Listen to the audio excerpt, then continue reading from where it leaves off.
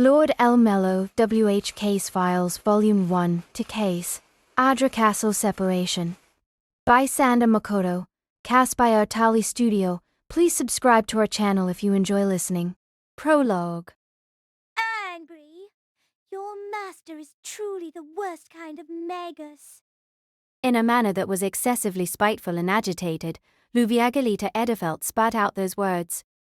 Thinking it was a rather obvious assessment, it didn't occur to me to argue. Even if it had, I probably wouldn't have been able to say anything to refute the claim. That level of hostility filled the girl's voice, and prana far beyond hostility coursed through her arm. It flowed as if tracing a kind of pattern, and even now was howling with fangs bared. Of course, even I understood. It was a pattern called a magic crest, bestowed upon a magus.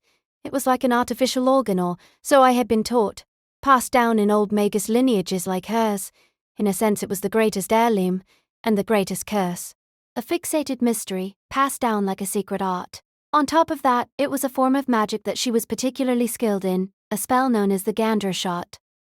Originally, it was a weak curse that shot from the finger and caused only mild illness. In this case, where she was activating it through her magic crest, it could stop the heart, causing instant death.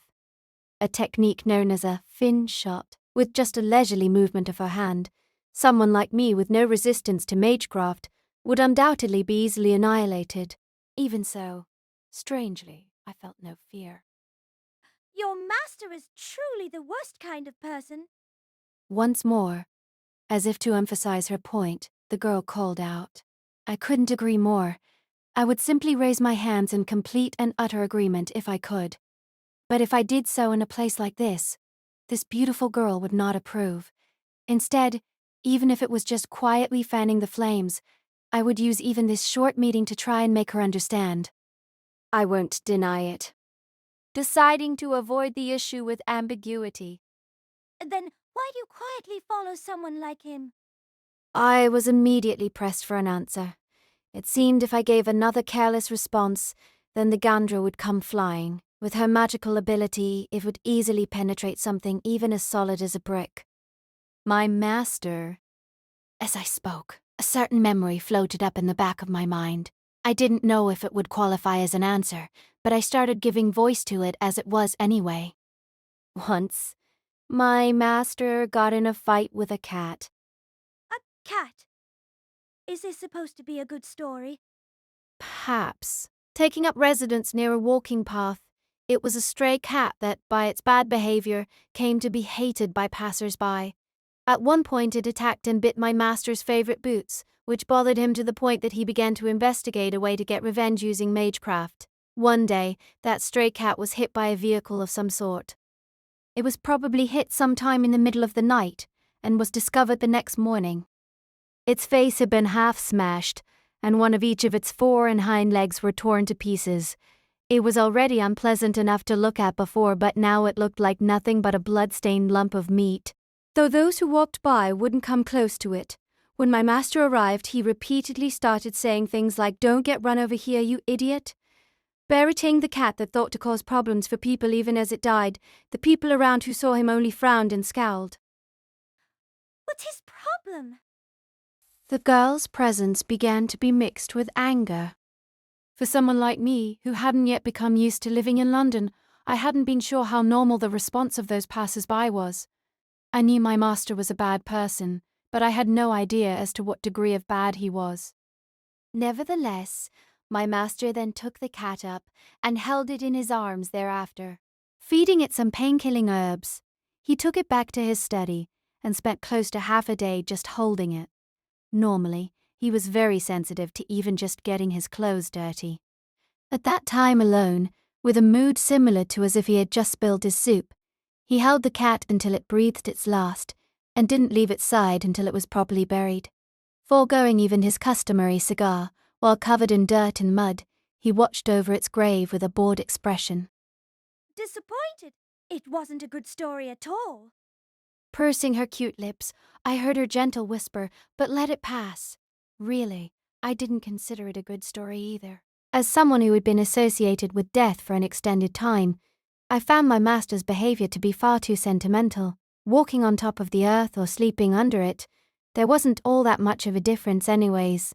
If there was, it was just that there were those who were supposed to be sleeping that were instead walking around. Yes? Tao, Pimi. And my master replied, "You don't need to understand."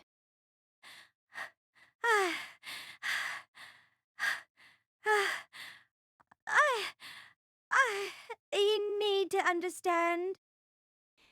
Yes. A small nod. Accordingly, such is just a trap of the mind.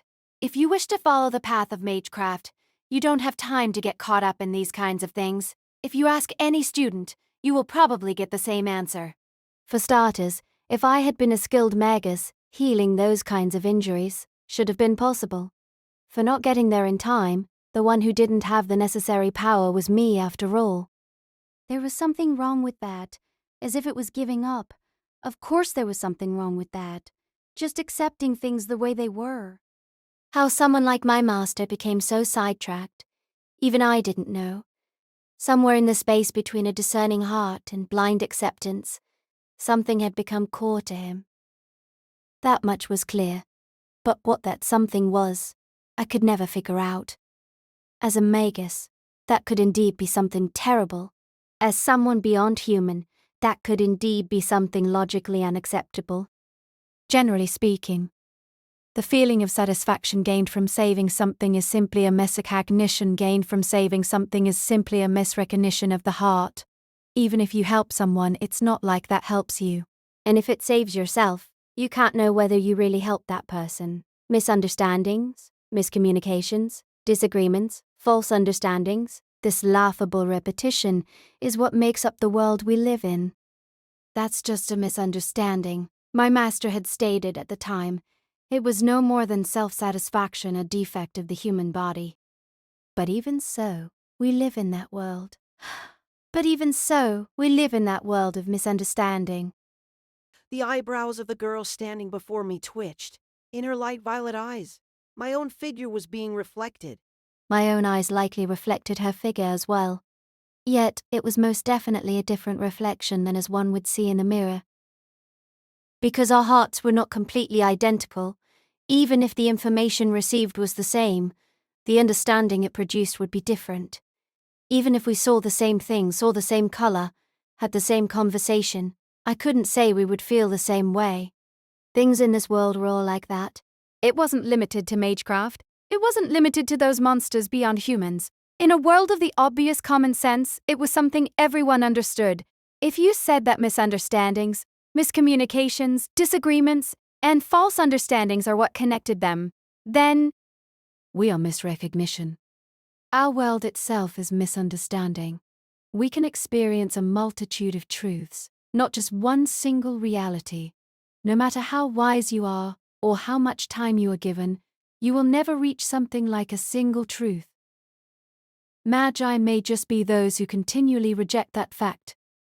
Speaking as if in self-deprecation, my master had pursed his lips at that. He had finally realized that his words and the objective that all Magi pursued, known as the spiral of origin, were in contradiction. At the same time, after having parroted my master's words to this extent, I finally understood my reason for recalling those words. If you forget that, and recklessly pursue a lone truth, my lady, it would do you well to remember that that itself may truly be what makes the worst kind of person. Whether his words were correct or not, I still did not know. To make that judgment, I was too close to my master, and the ordinary was too far separate from a magus. But that was surely also true of that castle. Misrecognition and misunderstanding, disagreement and false understanding, such a laughable repetition is what tied them to that castle. Since long, long ago, to make what ought to be into a reality, they combined themselves into a single form, like asking if non-existent clothes suited them. With an existence like nonsensical fables, they compelled all people, so. At least, let us tell this story. For example, in a manner similar to the case files of a certain detective that lived on London's Baker Street. I am not my master, nor am I a novelist, so it likely would not go all that well. Even so, That was the only way I could resist the events unfolding within that castle. Chapter 1. Part1. On an early autumn morning, my master called for me. It was the first time he had called for me since I came to London 2 months ago, so I was a little surprised. Informing the dorm supervisor Krishna, I left the dormitory behind. I expected him, who was obsessed with helping people, to come along, but in the end he declined with an apology. Leaving the grounds, I was suddenly beset by dizziness. Crowds of people walking on the pavement outside. Or maybe it was the greasy smell of fish and chips, or even the exhaust of the famous double-decker buses. Gentlemen, walking by garbed in trench coats, women wrapped up in scarves and shawls, children noisily chatting as they got on the bus. There was just too many people. The population of London was about 8 million, but I already had problems understanding what it meant to have more than 100.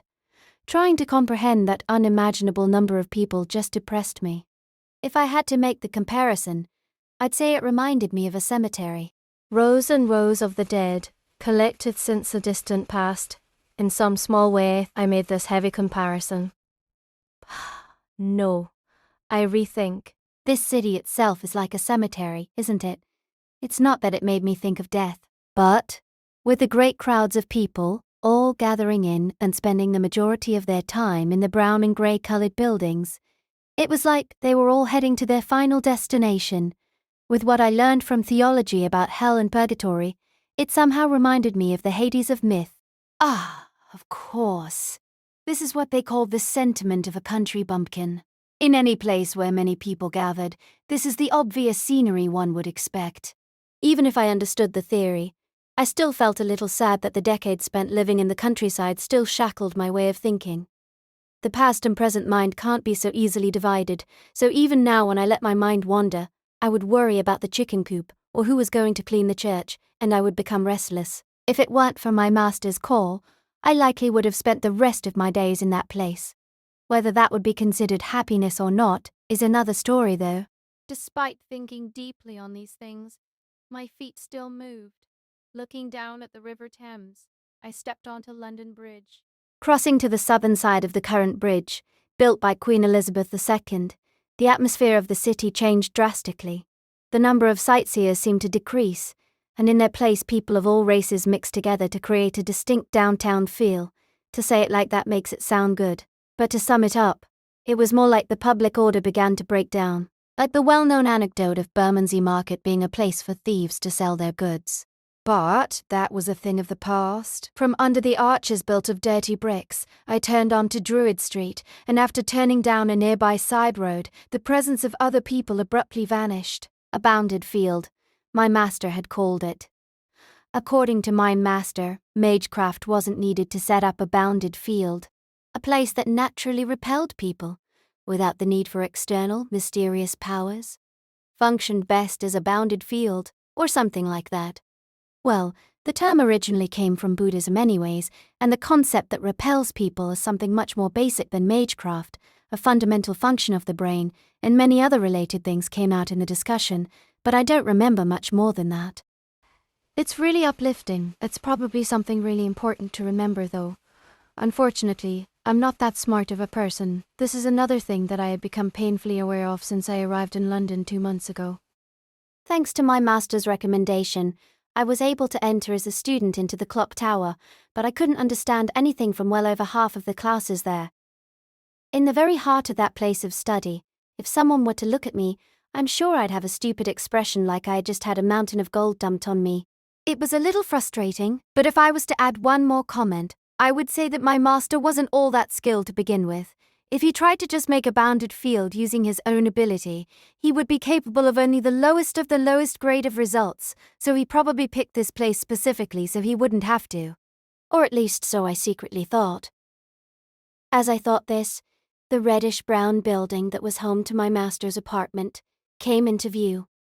On this autumn morning, it stood there, looking just as unhappy as always. For the most part, living spaces like this were called flats in England. I called it an apartment anyways, out of simply copying my master's habit, but I have no idea why he called it as such. Anyways, My master's apartment building was as awful as always. The ivy coiling around the building and the weeds poking up through the cracks gave a kind of pleasant charm, but the reddish-brown brick walls and chimney were so riddled with cracks that even small gusts of wind would send chips and pieces raining down. There were a lot of very old homes in Europe, but this place was on a different level. A quick estimate would put it at easily over 100 years old, to the point that, if one were to say it had been built during the Industrial Revolution, it would sound believable. Because of that, it looked weak enough that if you were to just push on the side of the building a little bit, it would start a chain reaction that would cause the whole thing to collapse.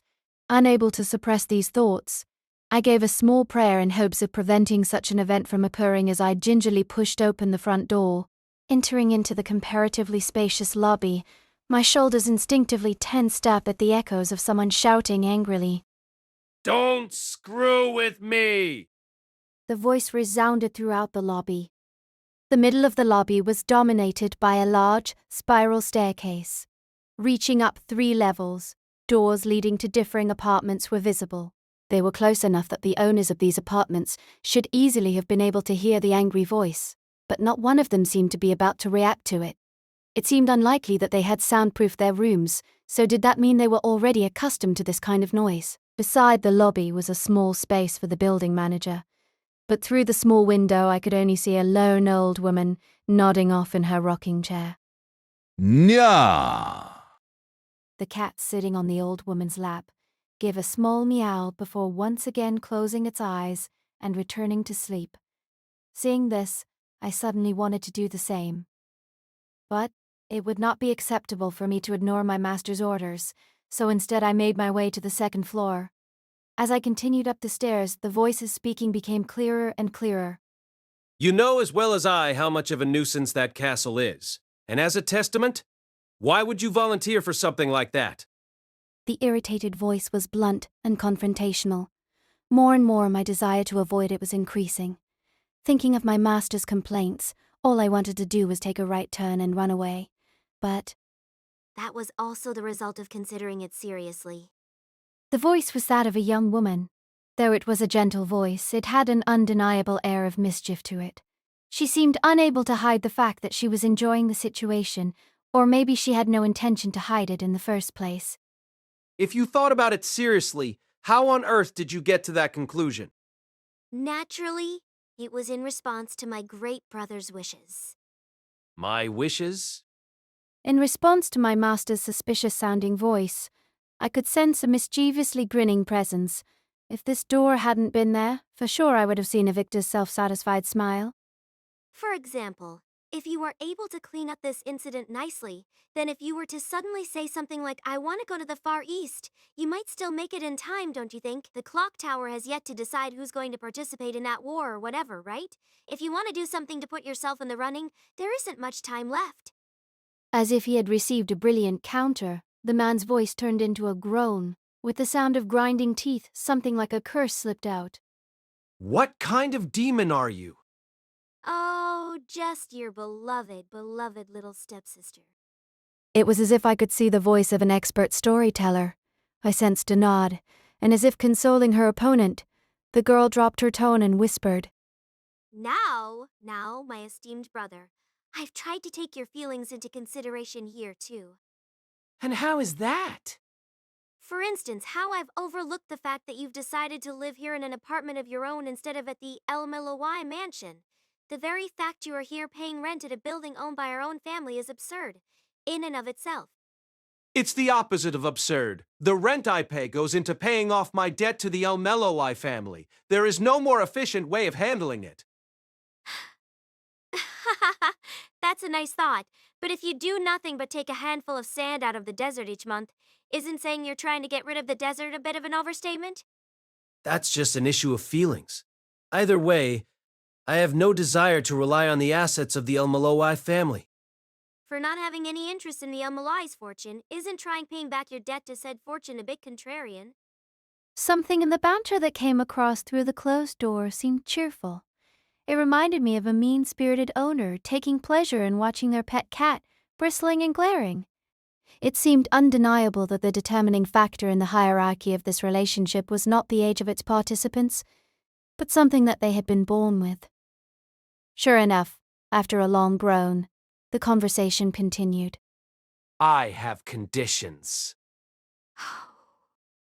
For starters, I will take care of this case entirely myself. My lady, I will not permit you to have a hand in it. With a resolve like there was nothing more he could pray for, his obstinate voice laid out that declaration. Is that a problem? His companion gave a bitter laugh, as if acknowledging she had outstayed her welcome. I could sense the girl stand up. I think it's in danger. All right, all right. Well then, dearest brother, I'll leave the rest to you. I quickly distanced myself from the door, so I could at least avoid the appearance of eavesdropping. In truth, I wanted to find somewhere to hide, but the approaching presence from beyond the door wasn't moving so leisurely as to allow that. A few seconds later, the door opened to reveal brilliant blonde hair. Shortly after, pale white skin reminiscent of a bisque doll, and both clothes and grace that were similarly picturesque. But the most impressive feature about her was definitely her eyes blazing like fire, overflowing with strength and determination. As they turned to me, they remained unchanged. I couldn't help but wonder, for a girl who seemed no older than 15, what kind of life had she led to have eyes like that? Lord El-Melloi II, my master stepsister, and the girl who sealed his place as a lord. Behind her, a somewhat strange-looking maid followed her. What was strange was the colour of her skin. She was not Caucasian, nor black, nor East Asian in appearance. No, her skin was a colour completely unsuited to human beings, a shining silver. The maid, given the name Trimau I had been told, was apparently the leading design in the field of automata. It's been said that even though the field of magecraft, which deals with creating artificial humans, has already started its decline, this particular automata was of a completely different essence, and so avoided the problem. But that was something a person like me couldn't really get their head around. Ryan's gaze quickly snapped in my direction. Oh? So you are here as well? Yes. Troubled about how I should respond, I dropped my gaze, prompting a cute little laugh from her. With a teasing smile, the golden-haired girl opened her mouth again. How is life as an apprentice? Has your wily master been picking on you at all? Compared to living in the countryside, it's much more comfortable. As if she was peering inside me, the girl nodded several times. Well, that is certainly good to hear. After all, for someone like my brother to take in a disciple, it's not for something simple like taking care of the housework. In a way, you are like the last line of defense. Do you understand? It's an important responsibility, you know? I'll do my best. Not knowing how to respond, I meekly lowered my gaze. As I did so, Renes extended a single white finger. You'd be much cuter if you just took that hood off, you know. With a swift clap on my hooded cloak, she made her way past me and began descending the spiral staircase. In truth, I kind of admired her. They weren't connected by blood, but they were still siblings, so I couldn't help but think that it would be nice if my master inherited some of the same character. But the real world is a heartless thing. Breathing a sigh in my heart, I steeled myself. "Excuse me," and opened the door. A sudden cloud of dust sent me straight into a coughing fit. The interior was exactly what one would expect of a cheap apartment. As far as size, it was nothing spectacular, but as if ignoring the restrictions on space, things were scattered about haphazardly, without any sense of order, things ranging from an inordinate amount of books to an antique-looking desk, various pieces of moldy bread, and for some reason, even a number of well-worn family game consoles were all packed into the tight space of the apartment. If asked, he would say that all of them were very important things, but he was truly a master with no sense of his own state of affairs. Though from the way that he struggled looking for things, always complaining about not being able to find this, or not being able to find that, it may be less that he didn't understand his situation, and more that he was just incapable of keeping it clean. Previously, I had offered to help clean the place up a bit, but my offer had been instantly rejected. He had said that he wanted to be left alone on his holidays, But truth be told, I couldn't really see what he would do alone in a room like this, even on a holiday. Careful not to step on the bits of bread and books scattered across the floor while simultaneously wondering how Rhaenys and her maid had managed to navigate the place, I made my way to a large table in the center of the room, near to the sofa that my master was now lying on. Excuse me, master. No response. Lying on the sofa as if unconscious, his closed eyelids hinted at his current mood of trying to reject reality. If his pride had allowed it, I feel like he would have been covering his ears and shouting too. He may have been my master, but he was still pretty easily upset when it came to these things. It's your apprentice, Grey. Just to be sure, I spoke up once again, but as expected there was no response. Giving up, I shifted my gaze to the table. In the middle of the various bits of clutter was a single space that looked like it had been cleared up. Sitting there was a cup of lukewarm tea, in addition to a handful of photographs. I didn't have much desire to look into them, but even so, one of the photographs caught my attention. It just looked too strange. It looked like a part of some sort of religious painting. The picture, depicting a scene in the sky, overflowed with a sense of holiness and austerity. The point the picture focused on seemed far too out of place. A blazing wheel, floating imposingly in midair. It was like a gatekeeper of the heavens, the wheel's outer rim lined with eyes whose gazes all seemed to fixate on me. Some sort of wheel monster? I won't ask you to try and be poetic or anything, but isn't there maybe a slightly more suitable description? As I inspected the picture with head tilted to the side, a voice ripe with exhaustion called out to me. Master? As if it was a nuisance to bother doing so, my master lifted the upper half of his body off the sofa, scratching his head. From outward appearances, he seemed to be around 30 years old. How he managed to keep his long hair with his lifestyle was a mystery, but it was kept nicely enough that his eccentricity wouldn't seem like shabbiness. Likely, that was thanks to his being brought up in a well-off family. It may just be on a temporary basis, but even so, as a Magus' apprentice, please don't throw around the word monster so cheaply. This is one of the angels of law. Speaking up again, my master tapped on the photograph on the table. An angel? What about this is like an angel? The image of angels as human-like with wings has become pretty popular, but it was really influenced primarily by the images of the goddess of victory, Nike, of 4th century Greek mythology. Angels can actually be divided into a number of lineages. In this case, it might best serve to start with an explanation of what angels really are. Stroking his chin, my master continued to speak in a grumbling tone. The first are those living things which exist above and beyond myths, which have been reclassified as angels. The second are beings born from the authority of a previous master, that became angels in the process of becoming independent. There are any number of hypotheses, but the seated angel throne you are looking at is probably closer to the former, taking its master's power into itself. It is an angel whose primary purpose is just to carry it. So it's a wheel, because it's being used to carry that power? The current interpretation is the opposite, actually. It seems likely that this angel is used to carry power because it's a wheel. Take a look at the Bible. In the writings of the prophet Ezekiel, where there is a description of his eyes captured by the face of a wheel shining like beryl. To digress a little bit, there are even theories that these are what people are seeing when they claim to see UFOs. Angels are UFOs? The astoundingly abrupt change in conversation left me blinking in confusion. Seeing this, my master began to laugh. Considering how suddenly his mood had improved, it seemed we had struck upon a topic of particular interest to him.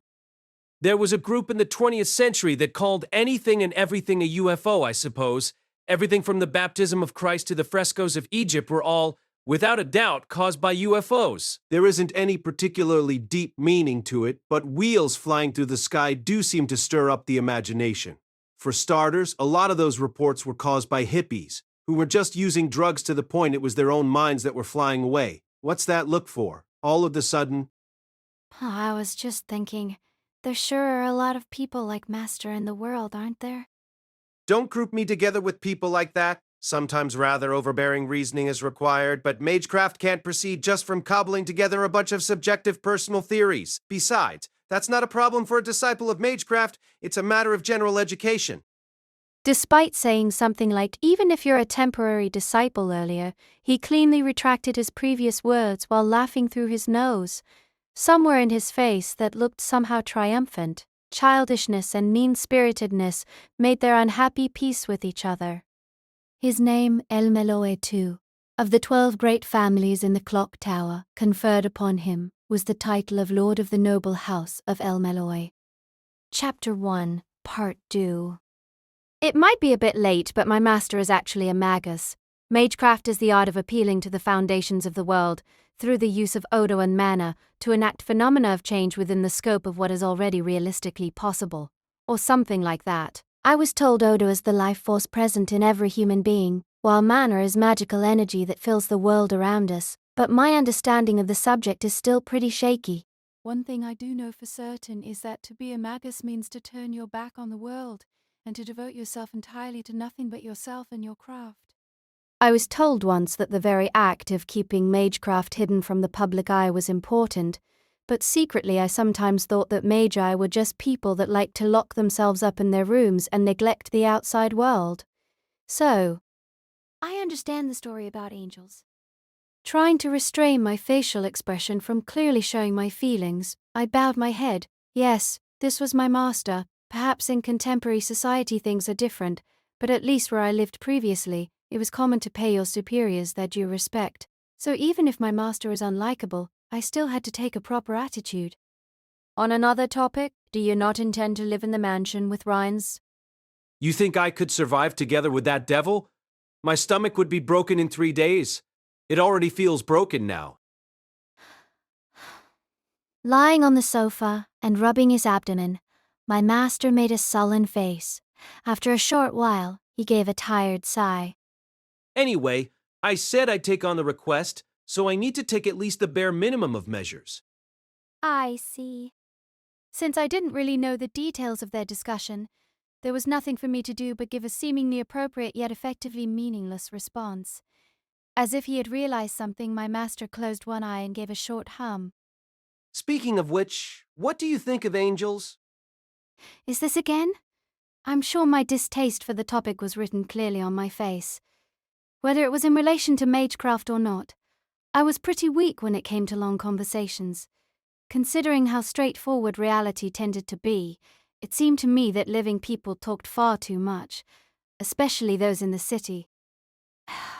They are messengers of the Lord who bring his blessings to humans, right? A long time ago, the priest near my home used to speak about them a lot. I'm not asking about them in the general sense. I mean, what do you think about them as far as magecraft is concerned? Even if you say it like that, there's no way she'll understand. She's pretty stupid after all. Suddenly, a cheerful voice sprung up. Naturally, the only people in the room were my master and myself. So this must have been a third, formless person's voice. Both my master and I knew the true identity of that voice's owner, so it didn't particularly surprise either of us. Rather, knowing it was a waste of time to engage them, we simply ignored it as much as possible and continued with the explanation. Though I am not all that smart, to be honest. That's not the problem. Even beyond the fact that you are my disciple, I won't sit idly by and let one of my own be insulted in front of my very eyes. Remember that. Maybe because of the sudden change in tone from the previous conversation, the third voice abruptly retreated into silence. With that settled, my master then extended his hand towards the table. Taking a cigar from his metal cigar case, he used a knife to cut a small piece off at the mouth. Striking a match, he lit the cigar and took a deep pull on it. With that done, he intertwined his fingers on his lap. Let's begin a new lecture then. In that lax fashion, he began to speak. First, let's start with the angels you spoke of, the messengers of God. That's also correct. In fact, the angels used in magecraft draw their foundations from those ones. The abilities of these angels who deliver the blessings of God are important to magi in the modern era. Particularly, the use of angels is currently in a state of being reinvented by modern magi.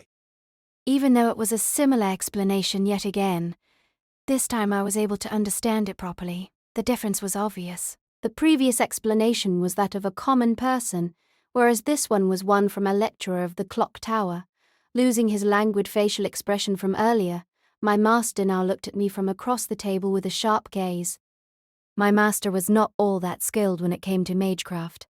This wasn't humility, or modesty, or underestimation. It really was the case that, for better or for worse, he was just ordinary. Even if he was an authority within the clock tower at the moment, it was unheard of for such a figure to remain in the Fourth Order, or so I had overheard countless times from others in the 2 months I had been here, and yet my master's value was not low by any means. As a lecturer, he had managed to cultivate astounding results, to the point where I, who was in the position of his personal apprentice, was getting rushed down by other students. To have the honour of being taught personally by that Lord El-Melloi and I, honestly, the envious stares hurt. If I were to give an example, our relationship would be like that of a boxer and their second, or an athlete and their coach. Even if I had the perfect form in mind, I didn't have the ability to actualize them. I didn't know how my master truly felt about those circumstances. What I did know, however, were the various nicknames that had sprung up for him in the clock tower, thanks to his odd situation. For example, Professor Charisma, or Master Vi. There are a few more, but they are rather impolite, so I will refrain from repeating them. In any case, I raised a question regarding the previous subject matter. What's being reinvented, the angels? Yes, you know about the 4 classical elements, right? While savouring the flavour of his cigar, my master raised 4 fingers. Earth, water, fire, wind. Listing these, he lowered a finger for each. These, called the 4 classical elements, were a fundamental part of magecraft and was something even I knew about. In ancient Greece, these were the 4 elements begotten by the Arche. Arch was Greek for the beginning of all things, or something along those lines, if I recalled correctly. According to alchemy, the 4 elements and the origin are one and the same. Even now, most people treat them that way. Things like the 12 constellations or the 5 elements of Oriental thought are no different. They just serve as convenient systems to classify all of reality. Although those are the 4 elements used by places like the clock tower, we could actually add various elements like void and the chemical elements. This tends them towards a more practical tint, but now I'm getting off track. I was told that I was Earth. Right. In that kind of meaning, it's used to generalize where your talents and weaknesses lie. There are also those with double elements, even some average ones with all 5 elements, but let's get back to the original topic. In short, the system of elements was used as a system of classification out of convenience, but starting with the rise of modern magecraft at the end of the 19th century, that's begun to change. With the addition of the concept of angels to the system, they have been given a new meaning. A new meaning. Correct. Watching me to gauge how well I was understanding what he was saying, he continued to speak. The vessels of power that a great number of people now believe in. As if supporting a sacred cup over the table, he gave a small nod, and silence fell between us. Smoke from my master's cigar began to gather in his cupped hands. The image reminded me of sanctified water. Were angels supposed to be that water? Or the shape he was making with his hands? Magecraft is something that must be kept secret, but in contrast, concepts become stronger and more stabilized as more people have faith in them. Similarly, influenced by the thought process behind the occult, poets like Baudelaire, Arthur Rimbaud, and W.B. Yeats strongly influenced the process. My master's voice echoed heavily in the confined space of his apartment. Next, from the vessel created by my master, the illusion of some kind of wave began to spread out. No, that might have actually been what was happening.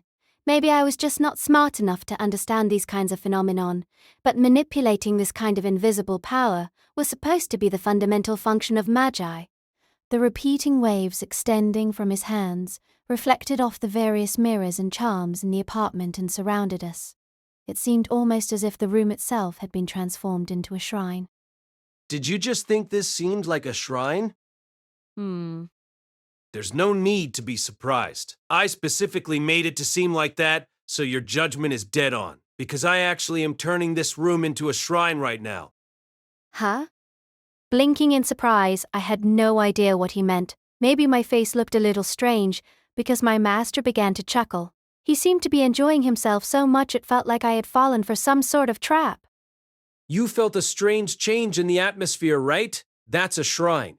In Latin, it would be called templum, but you could just think of it as a place where God is able to manifest temporarily. Maybe it was because the talk of angels already implied a connection to the church, but for some reason I easily understood his explanation. So basically, it's not just a place where believers go to worship, but a place in which God is actually present, so we call it a shrine, right? Yes, exactly. Right now, it might seem like I'm using the symbolism of a holy cup and various things around the room to make it look like that, but in reality, this is the real deal. It's common for magecraft to require consecrated land, right? It's a technique that might look similar to the bounded fields of Buddhism, but in this case, angels are at the core of the effect. As my master stopped speaking for a moment, I also descended into thought. A shrine is a place where God can manifest temporarily, and angels are vessels of power. So in this case, the relationship between the two is... So, does that mean the name angel is just given to anything with an ambiguous magical nature and are being used by magecraft? Correct. Still on the sofa, my master picked up a now long cold tea and put it to his lips. Before I mention that as more people believe in them, concepts become more stable. That being the case, it wouldn't be strange for someone to think that they could use this widespread concept of angels to stabilize the existence of magecraft. Actually, if you look at a number of different magical societies, you can find many who find this way of thinking exceedingly alluring. Putting the cup down, my master raised 2 fingers.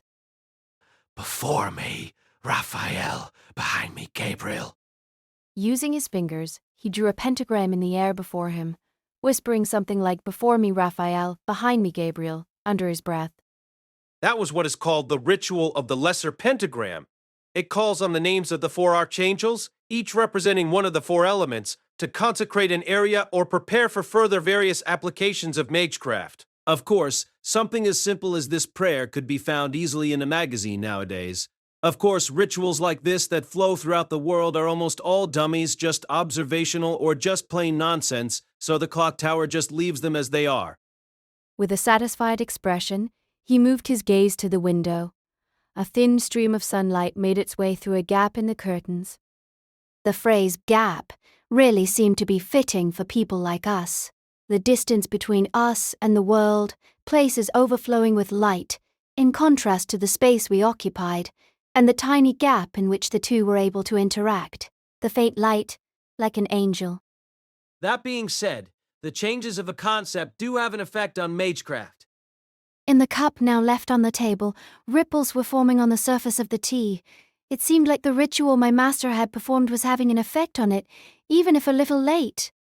Further, it may have simply all just been a part of someone's plan. Rituals that use the name of the Lord to bind demons were in abundant supply in the past. Of course, being Magi, it's not like everyone is a pious follower of Christianity. We simply made use of the universalized concept of the name of the Lord, under which all things must submit. In recent times, it's similar to how an internet protocol works. Well, I guess that explanation would just confuse you even more. With that line of reasoning, the use of angels was an inevitable point on the road. Compared to using the name of the Lord, it's a much easier concept to make use of after all. That I understood. The concept of God was one that had a distinct color to it. You could also call it faith. In comparison to that, angels came in many variations, like guardian angels and fallen angels. For this reason, the kinds of rituals that could be used exploiting angels was far greater, and that was why my master had called it a reinvention. Now, the development of new magecraft in the West is almost entirely dominated by the influence of these angels. No, it's not actually limited to new magecraft. It may be subtle, but the concept of angels almost certainly has an effect on all magecraft. For the modern magus, whether the goal is to make use of angels or eliminate them, in some form they are conscious of any changes that occur in regards to them. My master closed his eyes, then slowly, as if sighing. In a way, it's safe to say that the modern magus is in the business of collecting angels. Despite my insensitivity to matters of magecraft, those words resounded even with me. They were somewhat poetic, but more than that, they seemed to cut straight to the heart of the truth. As if he was pausing to let the profoundness of those words sink in, the silence that followed was longer than previous ones. And so, the problem now is that castle. He said, moving his finger. He was pointing at one of the pictures spilling out of an envelope sitting on the table, in a place that looked like the far depths of the wilderness. With its curving spires and warped ramparts, stood a grey castle. Right. Originally, Rhymes had come here with a request from my master. I had become so engrossed in the lecture that I had completely forgotten. Hanging my head to hide the embarrassed expression on my face, I spoke. So, is there something with this castle? I mentioned this earlier, but again, what I'm talking about is the public appearance of magecraft, basically, the kind of magic that has become a household word. In reality, the magecraft we use is something beyond that. It would be a mistake to say that the changes with the angels have no effect here, but the details of that effect are unimportant. The real matter of importance is unrelated to that. Mysticism and occultism act as if they are within the same domain as magecraft, but they are not equal by any means. My master's face becomes somewhat melancholic. He only ever received absurd requests from his stepsister. It was practically her calling card. Even so, he couldn't refuse. Apparently there was something involving an enormous sum of money, but I didn't know the details. The only thing I knew for sure was that it was directly related to the reason he received the title of Lord El-Melloi II. In a bitter voice, my master spoke again. But, as a lord, there are magi within my realm of influence who have become fascinated with these ideas. Of all things, they've become so obsessed with them that they want to remake the castle within their own territory. Take another look at that photograph. Looking closely, it became quite clear that the castle had a very strange shape to it. Maybe it was a result of the weather at the time the photograph was taken, but with the way the sunlight washed over the castle, it projected a shadow as if the castle itself had an enormous, magnificent pair of wings. It looked like a winged god that had lost its arms and head. It was a design that was very reminiscent of the images of Nike of Samothraces that my master had spoken of earlier. The degree of appropriateness that coincidence had was enough to send shivers up my spine. It was almost as if the castle itself was a single living entity. Yes, as if that castle itself were an angel. The Castle of Separation, Adra. Its previous master called it that, apparently. It seems that said master had some connections with the previous Lord El-Melloi. Honestly, if the previous Lord El-Melloi saw what was happening now, he'd be jumping for joy. I feel like he would harass me for hours, saying something like, "This is what you get for messing with things that don't belong to you." The previous Lord El-Melloi. Like now, his name came up in conversation every now and then, but it was still a mystery what kind of person he had been. All I had heard was that compared to my master, he had been an unprecedented genius. Also, from gathering little scraps of conversations, it seemed like he was a bit pessimistic by nature, but I couldn't tell for sure. That, and one more thing. It was something I didn't realize until later. Likely fairly early in the morning, my master had decided to accept the request he received from Rhines. Whether he was just making the necessary arrangements, or was just gathering information, I didn't know, but whether he was being caught up in these developments against his will, or he had just plain given up and accepted it, it was sure to be something that hurt his stomach. If you ask why, it would be because, after worrying about it for a while. So, yes, I'm sorry, my lady, but tomorrow I'm going to go take a look. Could I trouble you to join me? My master Lord El-Melloi II, with an unpleasant expression and a bitter voice, asked me. Chapter 1, Part1. It is often said that vegetation is sparse in the United Kingdom. Not only was the northern edge of the country covered in ice, but many forests were wiped out due to deforestation during the Industrial Revolution. On top of that, with the highest mountain in the country being a mere 1344 meters, the natural environment was far from diverse. That being said, from what I had personally seen, The country was plenty spacious and filled with all kinds of life. Past the bushes of bracken at the foot of the mountain, layers upon layers of ash and oak trees surrounded the path cutting gently up the side of the hill. Though the path itself looked somewhat tiring, what was more so was the journey here. It had taken 14 hours by train, including countless transfers, to get into the general area. Then, after staying the night at a local inn, the journey continued with 3 hours on a bus and another 5 hours of walking. In short, we were now in the middle of nowhere. The cool September wind was refreshing and brought with it a myriad of scents. The scent of wet earth churned thoroughly by each step taken. The gentle scent of herbs, most likely wild heather. The mouldy smell of thick sap, the hesitantly gathering insects, the rotting of trees and the droppings of small animals. All of these were smells I was very familiar with. There was so much life, it couldn't be thought of as dirty. Similarly, in this case, there was so much death. It couldn't be thought of as beautiful. These two ideas always seemed to come as a set. Thoughts about my life in London clouded my mind, even though there was some few 10,000 times as many people there compared to my home. It was a place that made me feel most of the people there were in the service of death. Even though it was a town built with such cleanliness in mind, it gave me goosebumps countless times. Even if my 2-month stay there were to become 20 years, I would never be able to accept that place, and I'm sure it would never be able to accept me either. Even now, just thinking about it caused such feelings of dread. Wait! The hand that landed on my shoulder, shaking just like a zombie, made me flinch. As if I had been caught by Medusa's eyes, I stiffly turned as little as I could to see behind me. Master. Of course, the outstretched hand belonged to the deeply distressed, sweat-drenched form of my master. My lady, could we please slow down a little bit? Luckily or not, it seemed he didn't notice my reaction. After all, if he had had the composure to do so, he most definitely would not have let it slide. Using my fingers to massage my stiffened face, I replied nonchalantly, But, Master, at this rate, we will be late to the invitation's designated meeting time. Okay, then at least give me 10 minutes. No, 5 minutes. Just please let me sit down. Breathing heavily, he raised 5 fingers.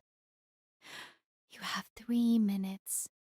Giving him that compromise, I leaned up against a nearby oak. To my slightly overheated body, the cool bark of the tree felt pleasant.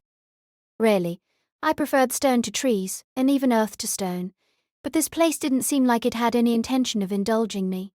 If I were to close my eyes here and sleep, I felt like everything so far could have been a dream.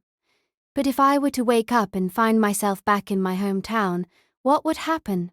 Suddenly, I felt a sharp pain in my right hand. The just because you're a magus, you think that makes it okay for you to have a weak body? Again, it was neither my master nor I that spoke, but a third voice without a body. Strictly speaking, the voice came from my right hand, but even so my master simply looked at the ground and complained in an exhausted voice about being brought up in the city. This third voice never did anything but spout insults and abuse. Ever since I was able to recognize things around me, this third voice had always been with me, but I hadn't once seen it improve in any way. That being said, over the past few decades, it had only had the chance to speak to about 5 people, myself included. Have I not changed much either? I thought to myself idly. Since 2 months ago, the number of people I have properly spoken to hadn't even doubled. My environment had changed to a bewildering degree, but I hadn't changed at all. It felt like I was just being left behind. Compared to the half-hearted way I was now, surely even the resolve I had mustered in leaving my hometown was better.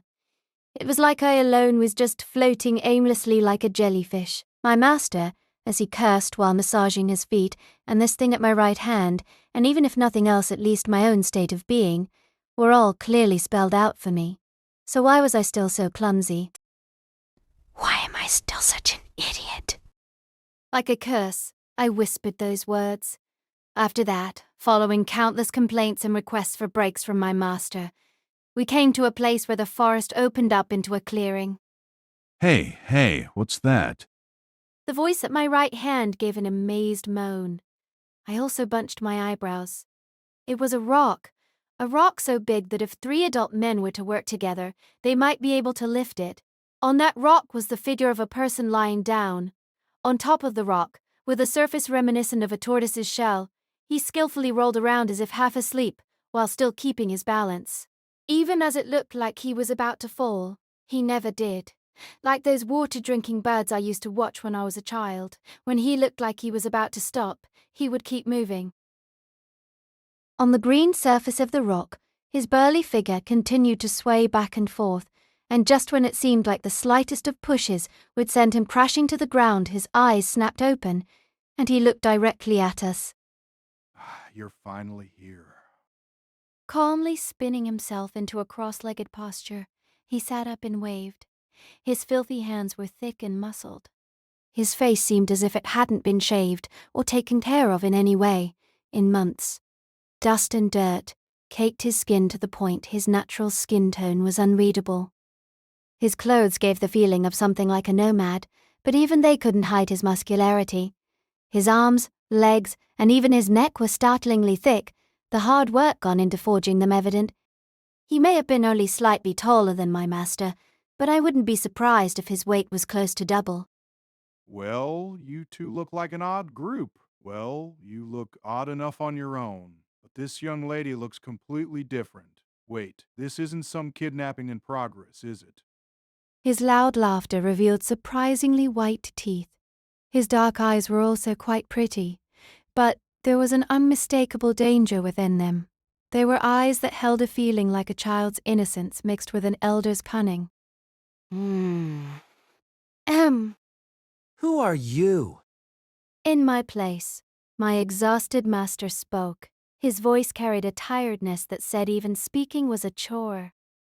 Flu. That's my name. That's a pretty cute name for someone looking like yourself. Well, my whole name is Fluger, but I don't like it that much. If you just stop at Flu, it's a much more pleasant name, like a gentle breeze. Rather than a gentle breeze, I thought the harsh desert sun, or a brilliant spotlight like in a pro wrestling arena, was more suitable to him, but he did have a mysteriously refreshing quality about him.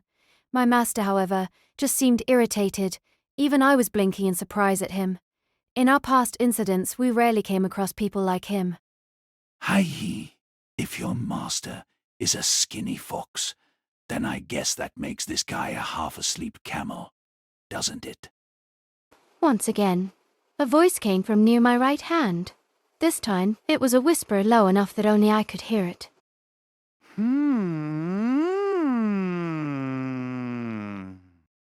The man flew, snapped his gaze over to me. It was unthinkable that he had actually heard the voice. Even so, his cheerful yet scrutinizing gaze looked me up and down. His impolite, yet not quite vulgar gaze seemed to see right through me. With a bewildered air, he raised one finger. Why are you wearing that gray hood? You're an awfully pretty girl, and it doesn't look like you're hiding any scars or anything. That's because... I'd appreciate if you left my apprentice alone. Thank you very much.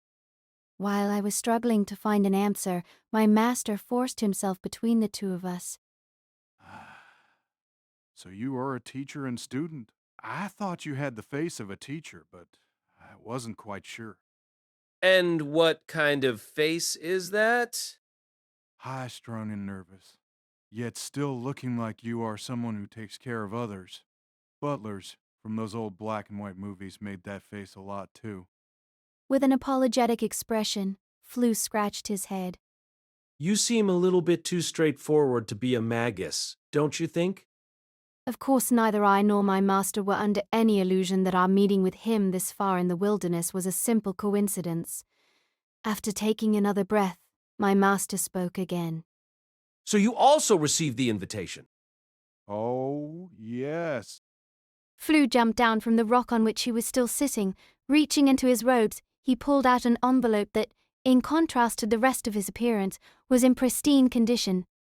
It was made of high-grade paper, with a faint watermark. Even without looking, We could tell that the symbol pressed into the sealing wax and the watermark depicted an angel's feather. Naturally, we carried that exact envelope with us. Why exactly were you taking a nap in a place like this? Well, I got a bit lonely walking all by myself. I figured if I got an invitation like this, then there must be someone else coming too. And look, bingo! Did you ever consider the possibility that you might have been the last one to arrive? I'd deal with it if it happened. I'd be on the verge of tears, but I'm pretty fast, you know. Wouldn't be late.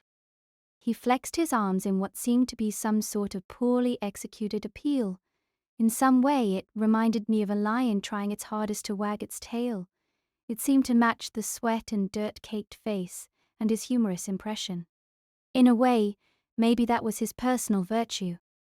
Well, would you like to come with us, then? I asked suddenly, earning a chastising look from my master. In all honesty, I don't know why I said it. Neither I nor my master liked traveling with any more companions than were necessary, to the point that I could feel my own face heating up from shyness just from offering the invitation. Really? With sparkling eyes, the man laughed cheerfully. The smile he gave was as extravagant as a fine alcohol in a bar. All right. You won't have to ask me twice. But really, I'm glad you asked. Traveling alone is so boring. Despite the sour face he was making, he extended a hand to my master. The names flew. Once again, it's a pleasure. Lord El-Melloi II, this is my apprentice Gray.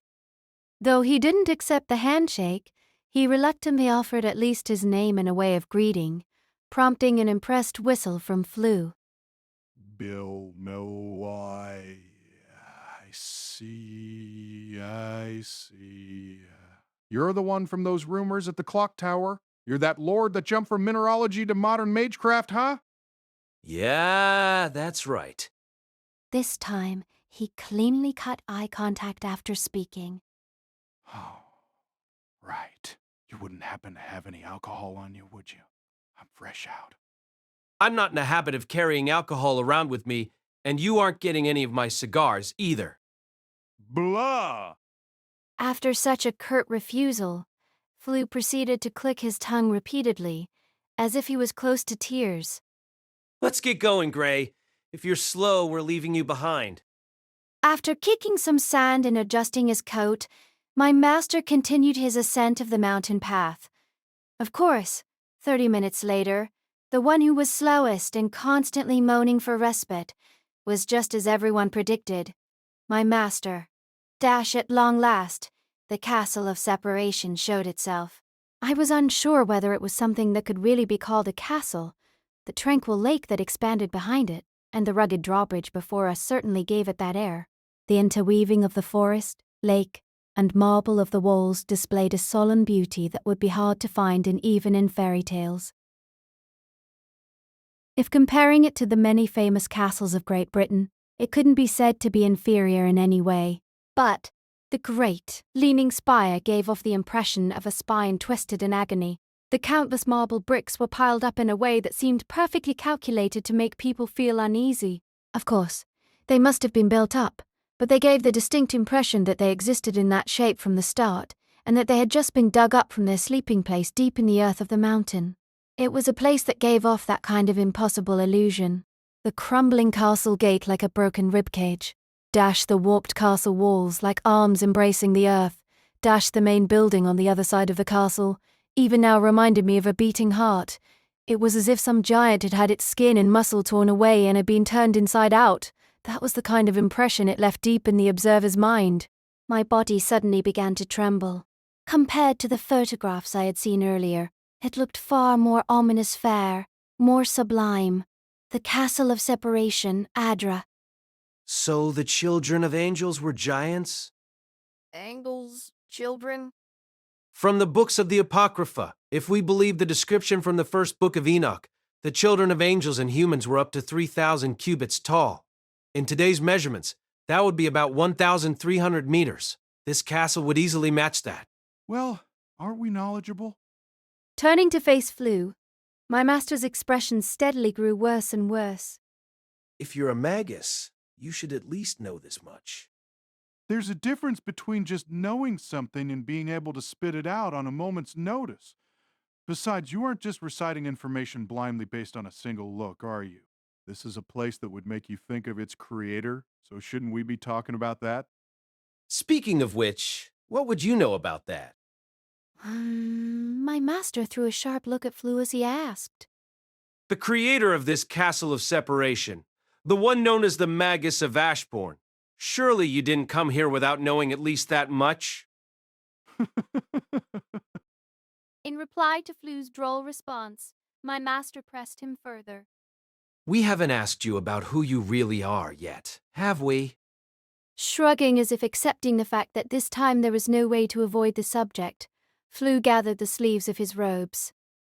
I'm a mercenary. I work mostly in the Middle East, sticking my neck out whenever magic is involved. Every once in a while, the clock tower requests my services as well. So, you're a spellcaster, huh? Sorry. Flu rubbed his own head apologetically. I'd heard of them, too. A magus was one who pursued the truth of magecraft, sometimes called the spiral of origin, with everything they had, generation after generation, investing all means and abilities towards that end.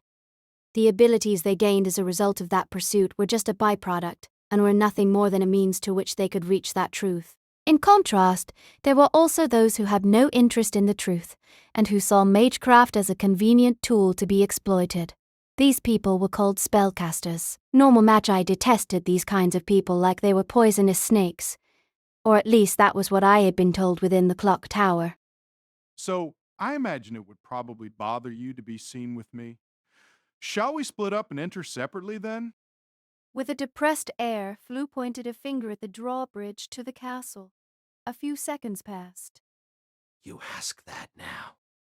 After spitting out those words, my master stepped on to the drawbridge. Giving me a shy smile, Flu fell in step with me. Through the open castle gate was a simple, yet spacious front garden, made in the style of an English garden, or, maybe more appropriately, as if the owner had little interest in it. The natural scenery gave off the strong impression of being built to the bare minimum of appearances. Even so, as if something had captured his interest, my master threw his gaze 2 or 3 times to some rose bushes behind the castle gate. The scent of roses was thick, though I didn't know all that much about flowers, so I didn't know if they were actually roses. Just that there was a thick, clinging scent in the air. Standing at the entrance to the keep was a man in a slim-fitted suit. He somewhat gave off the impression of a butler. My apologies for the wait. Lord El-Melloi II, along with Mr. Pfluger. With a courteous bow, he opened the door. The lobby within was surprisingly large, and... Unconsciously, I gulped. It was a space overflowing with angels. Rows upon rows of angel statues. They came in all different forms and materials, some wood, some iron, some even sculpted from what appeared to be crystal. In addition, stained glass depictions of bow-wielding cupids, paintings of valiant, sword-wielding archangels, and frescoes depicting dominions bestowed with great authority adorned the space in abundance. Even the chandelier hanging from the ceiling bore the motif of an angel's wings and halo. And they weren't just famous angels either. Angles like the ones my master had shown me. I had studied up on them a little before we left London, far from the classical depictions of angels as holy beings. Even those who appeared as little more than monsters were present. The bizarre, 4-winged and 4-faced chubs, and the 6-winged serpents known as seraphis. With their various forms and styles, the number of angels placed around the keep easily exceeded a few hundred. As I looked, a terribly pungent sensation welled up in my throat. There was no way something like this could be considered just a simple collection. No, if it was just a collection of art, there was no explanation for the mysterious pressure it created, considering its age and strength. It was as if someone had lavishly indulged in an obsession of theirs, and we had walked into that person's cabinet of curiosities. Or maybe walked directly inside their mind. If that was the case, that made this place like brain matter.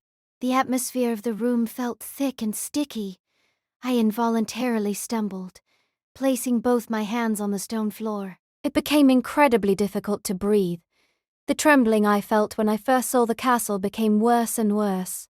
I felt like I was sinking into a swamp, and in that swamp floated countless eyes, watching us as we drowned.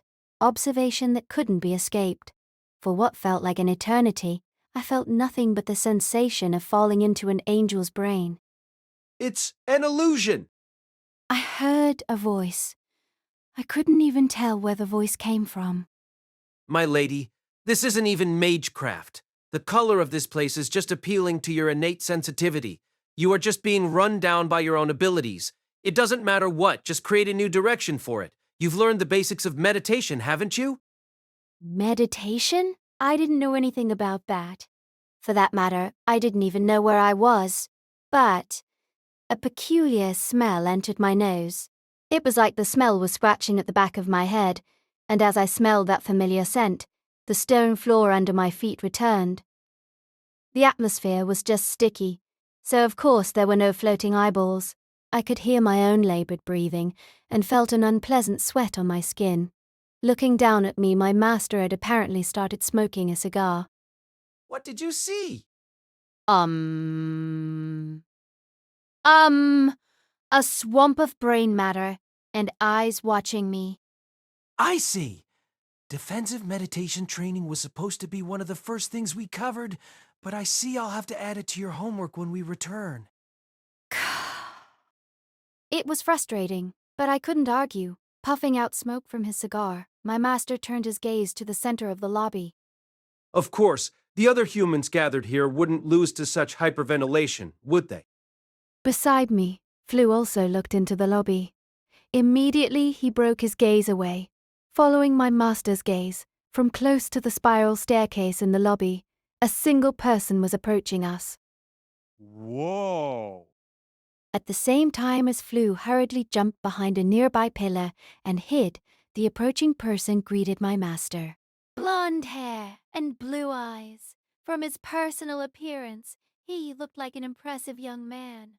He still seemed to be in his mid-20s, but he carried a sense of confidence and experience that didn't match his age.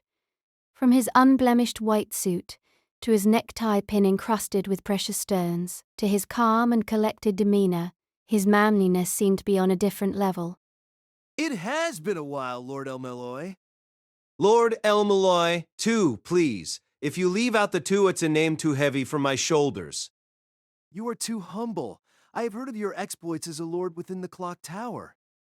Beyond just sounding like he was trying to be polite, his voice held a genuine sincerity that was pleasant on the ears. It was a voice that seemed to reveal the months and years he had lived. There was no doubt he faced all obstacles in life with the same straightforwardness. You praise me too much. With your reputation within the clock tower, the Knight Highness Tari is much more illustrious than I am. I'm not the one who managed to get a title out of Her Excellency, though. The joking words of my master were deflected hard and fast.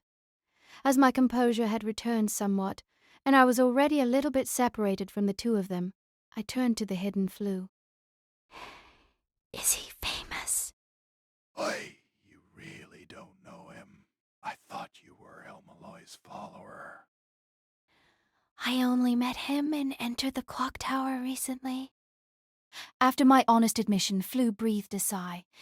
He had even gone through the trouble of hiding himself, so there wasn't any reason for him to answer me, but the way he honestly responded to my inquiry reminded me that he was a good person in his own way. The Astari were a family well noted for their alchemy, but Heine himself is an interesting case. At one point in the past, he had turned his back on the life of a magus and become a monk with the church. The church. In this circumstance, the church did not refer to the everyday religious institution. It was the underside of that organization, a group whose primary goal was to hunt down heretics. It was one of the very few organizations that surpassed the clock tower in scale. Their stance on the usage of mysteries was rather different from that of the clock tower, so the two organizations were often in conflict with each other. To Magi, it was something they disliked even talking about. For me, the church was an organization I was much more familiar with than the clock tower. So, why did he return to being a magus then? They didn't want his talent to go to waste, so his family pulled him back in. Seeing my blinking face, Flu's mouth twisted slightly. Thanks to that, the relationship between the church and the clock tower became even more problematic, and for a time things were actually rather dangerous. But I guess that just shows how much value he has. The Astari family must be so proud. Which must have meant that the one who fought his way out of the church was Haine Istari himself. In order to defend the providence of God, the combat strength of the church was tempered to a state beyond common comprehension. If he had used his own magic to defeat the master assassins from the church, it was no wonder he was famous in the clock tower as well. From just hearing this one thing about him, he seemed like an unbelievable person. Not just the deeds of a genius, but an impression closer to that of a great catastrophe. But that. I also thought of something else. The fact that the assassins he had defeated with his own hands may have been his previous comrades. What feelings did that leave in Haine Istari? As I mulled this over, Brother! a young girl, wearing a white one-piece dress, popped her head out from behind the spiral staircase where she had been hiding. With a timid behavior that reminded me of a small bird, she couldn't have been more than 8 years old. The young man gave her a gentle smile. It's okay, Rosalind. Lord El-Melloi II is an honest person. Oh, okay. After pattering her way over to her brother, she bowed her head slightly. I'm his younger sister, Rosalind Istari. Pleased to meet you. With a shyness that seemed even now like she would break down any moment, she greeted him. Seeing her begin coughing and immediately guessing it was the smoke, my master hastily pulled his cigar from his mouth and returned it to his cigar case, earning an apologetic nod from Haine. So, that is... Raising his head, he looked over towards me. It seems at that same point, Flu entered his field of vision for the first time. Seeing Flu cover his face with a hand, at having been discovered, my master asked Haine, Do you know Flu? We met him on our way here, and he decided to walk with us. The young man nodded. The refreshing demeanor he had held up until now vanished in an instant, his voice now holding a cruel, inhumane quality. Yes, if you mean the master-slaying astrologer Pfluger, then yes, I've heard of him. Chapter 1, Part Cat. The confrontation in the lobby lasted for only a matter of seconds. My apologies. This isn't the place for bringing up personal feelings. The young man apologized and withdrew. Huh. Looks like Mr. Knight isn't just a big-headed oaf. The voice near my right hand spoke. Flew, with a strained laugh, waved off the apology. I'm sorry, Rosalind. Did I scare you? No. The young girl bravely shook her head. Of course, it was easy to see the bluff mixed into her expression, but as if to avoid pointing it out, Haine just stroked her hair. He seemed like a good older brother. What that meant in the world of Magi wasn't clear. I did get the feeling that the two of them had met more than just hostility for it, though. So it seems like you were also invited here. Haine pointed his question toward my master. Yes, a bit of a social obligation. I keep myself pretty far detached from the families my predecessor kept ties with, but the lord of this castle is one of the few exceptions. So it is about that, after all. Yes. My master nodded. A month ago, Geryon Ashbourne, the master of the Castle of Separation Adra, passed away. I felt a shiver run up my spine, reminded of the collection of angels that we had yet seen only a small portion of. That tenacious stickiness from before began to soak into the back of my skull again. The thought that the one who had collected them was now dead gave it an even stronger likeness to a garden of Hades, overflowing with a beautiful yet sinister air that didn't feel like it belonged in the real world. You okay? Yes, I had known that. I see. With a coldness as if he had lost interest, my master pulled out an envelope from a pocket inside his jacket. It was the same invitation Flu had showed us earlier. It reached us in the mail a week ago. Yes, that sounds about right. Then it also spoke of the inheritance? Yes, I heard the last will detailing the inheritance of the Castle of Separation was made public. Ashbourne didn't have any blood relatives, so all houses with a connection to him were invited. It seems rather odd that the number of Magi who gathered is so small. It seems he was pretty fond of old Magi, wasn't he? With a bored look, my master shook his head. He just had to turn even his own death into another game. Oh, does that displease the brand new lord? The voice this time came from deeper within the lobby. Besides the spiral staircase, Hein and Rosalind had been standing near. Another spiral staircase stood in the lobby. From this second staircase, a new presence approached us. It took some time to realize that it was the sound of a wheelchair. Mr. Orlock. A nervousness that was very unlike him crossed my master's face. A white-haired old man sat in the wheelchair. Behind him, a young boy pushed the wheelchair for him, but otherwise avoided making eye contact with others in the room. With his deep layered wrinkles, he gave off less the impression of a magus and more that of a mummy. At the very least, any estimate of his age would easily pass the 80s. On each of his 10 withered, wood-like fingers were 10 unique rings. The resplendence of the 10 rings made the age of his withered body even more apparent. He was something that looked too at home in this castle of separation. As if despite being a person, he was one step away from becoming something else. Who is this? Lord El-Melloi II Case Files. Cast by Artale Studio. Please subscribe to our channel if you enjoy listening. Orlock Tesamund. He is the leading authority on papiliomagia. Sometimes he speaks at meetings within the clock tower. Before I could ask for further explanation, the person in question gave a deep laugh. Though more than a laugh, it sounded like he was just squeezing the air from his lungs. It gave the impression of wind blowing through a dried-out cave. Papiliomagia, my master had called it. According to my master, it was a magecraft that attempted to harness the mystery behind a caterpillar turning into a butterfly by creating a chrysalis, completely dissolving the body and reconstructing it into something new. In contrast to the beautiful name of the magecraft, its user gave off only a sinister feeling. His presence was like a black mud dripping over the stone floor. Lord El-Melloi II, the old man whispered. Lord El-Melloi II, Lord El-Melloi II, Lord El-Melloi II, even as a joke. To have one of the Fez be inducted as a lord, how dare you even show your face? Let alone in my friend Gerion's castle of all places. Fez, my master's rank within the clock tower, the fourth order. Laughing again, the old man began to stroke the leather of his wheelchair's armrests. It seemed like that was a habit of his, as the old armrests were clearly discolored where he was rubbing them. My master didn't say a word in response. From the start he was well aware of how unskilled he was. Even so, having it pointed out by others would no doubt create an ill feeling in the pit of his stomach. Putting a hand to his chest, he instead gave a small bow. I am fully aware of my lack of experience. Even if I only have this name temporarily, I would request your forgiveness, Sir Orlock. A lord shouldn't lower his head so easily. You disgrace the history of your position.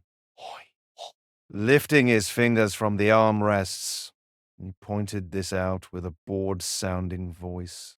Then I guess I should at least introduce him. With his gaze, he gestured behind himself. Wow, what beauties! Saying so while looking at Rosalind and myself, a young man wearing strange-looking clothes appeared.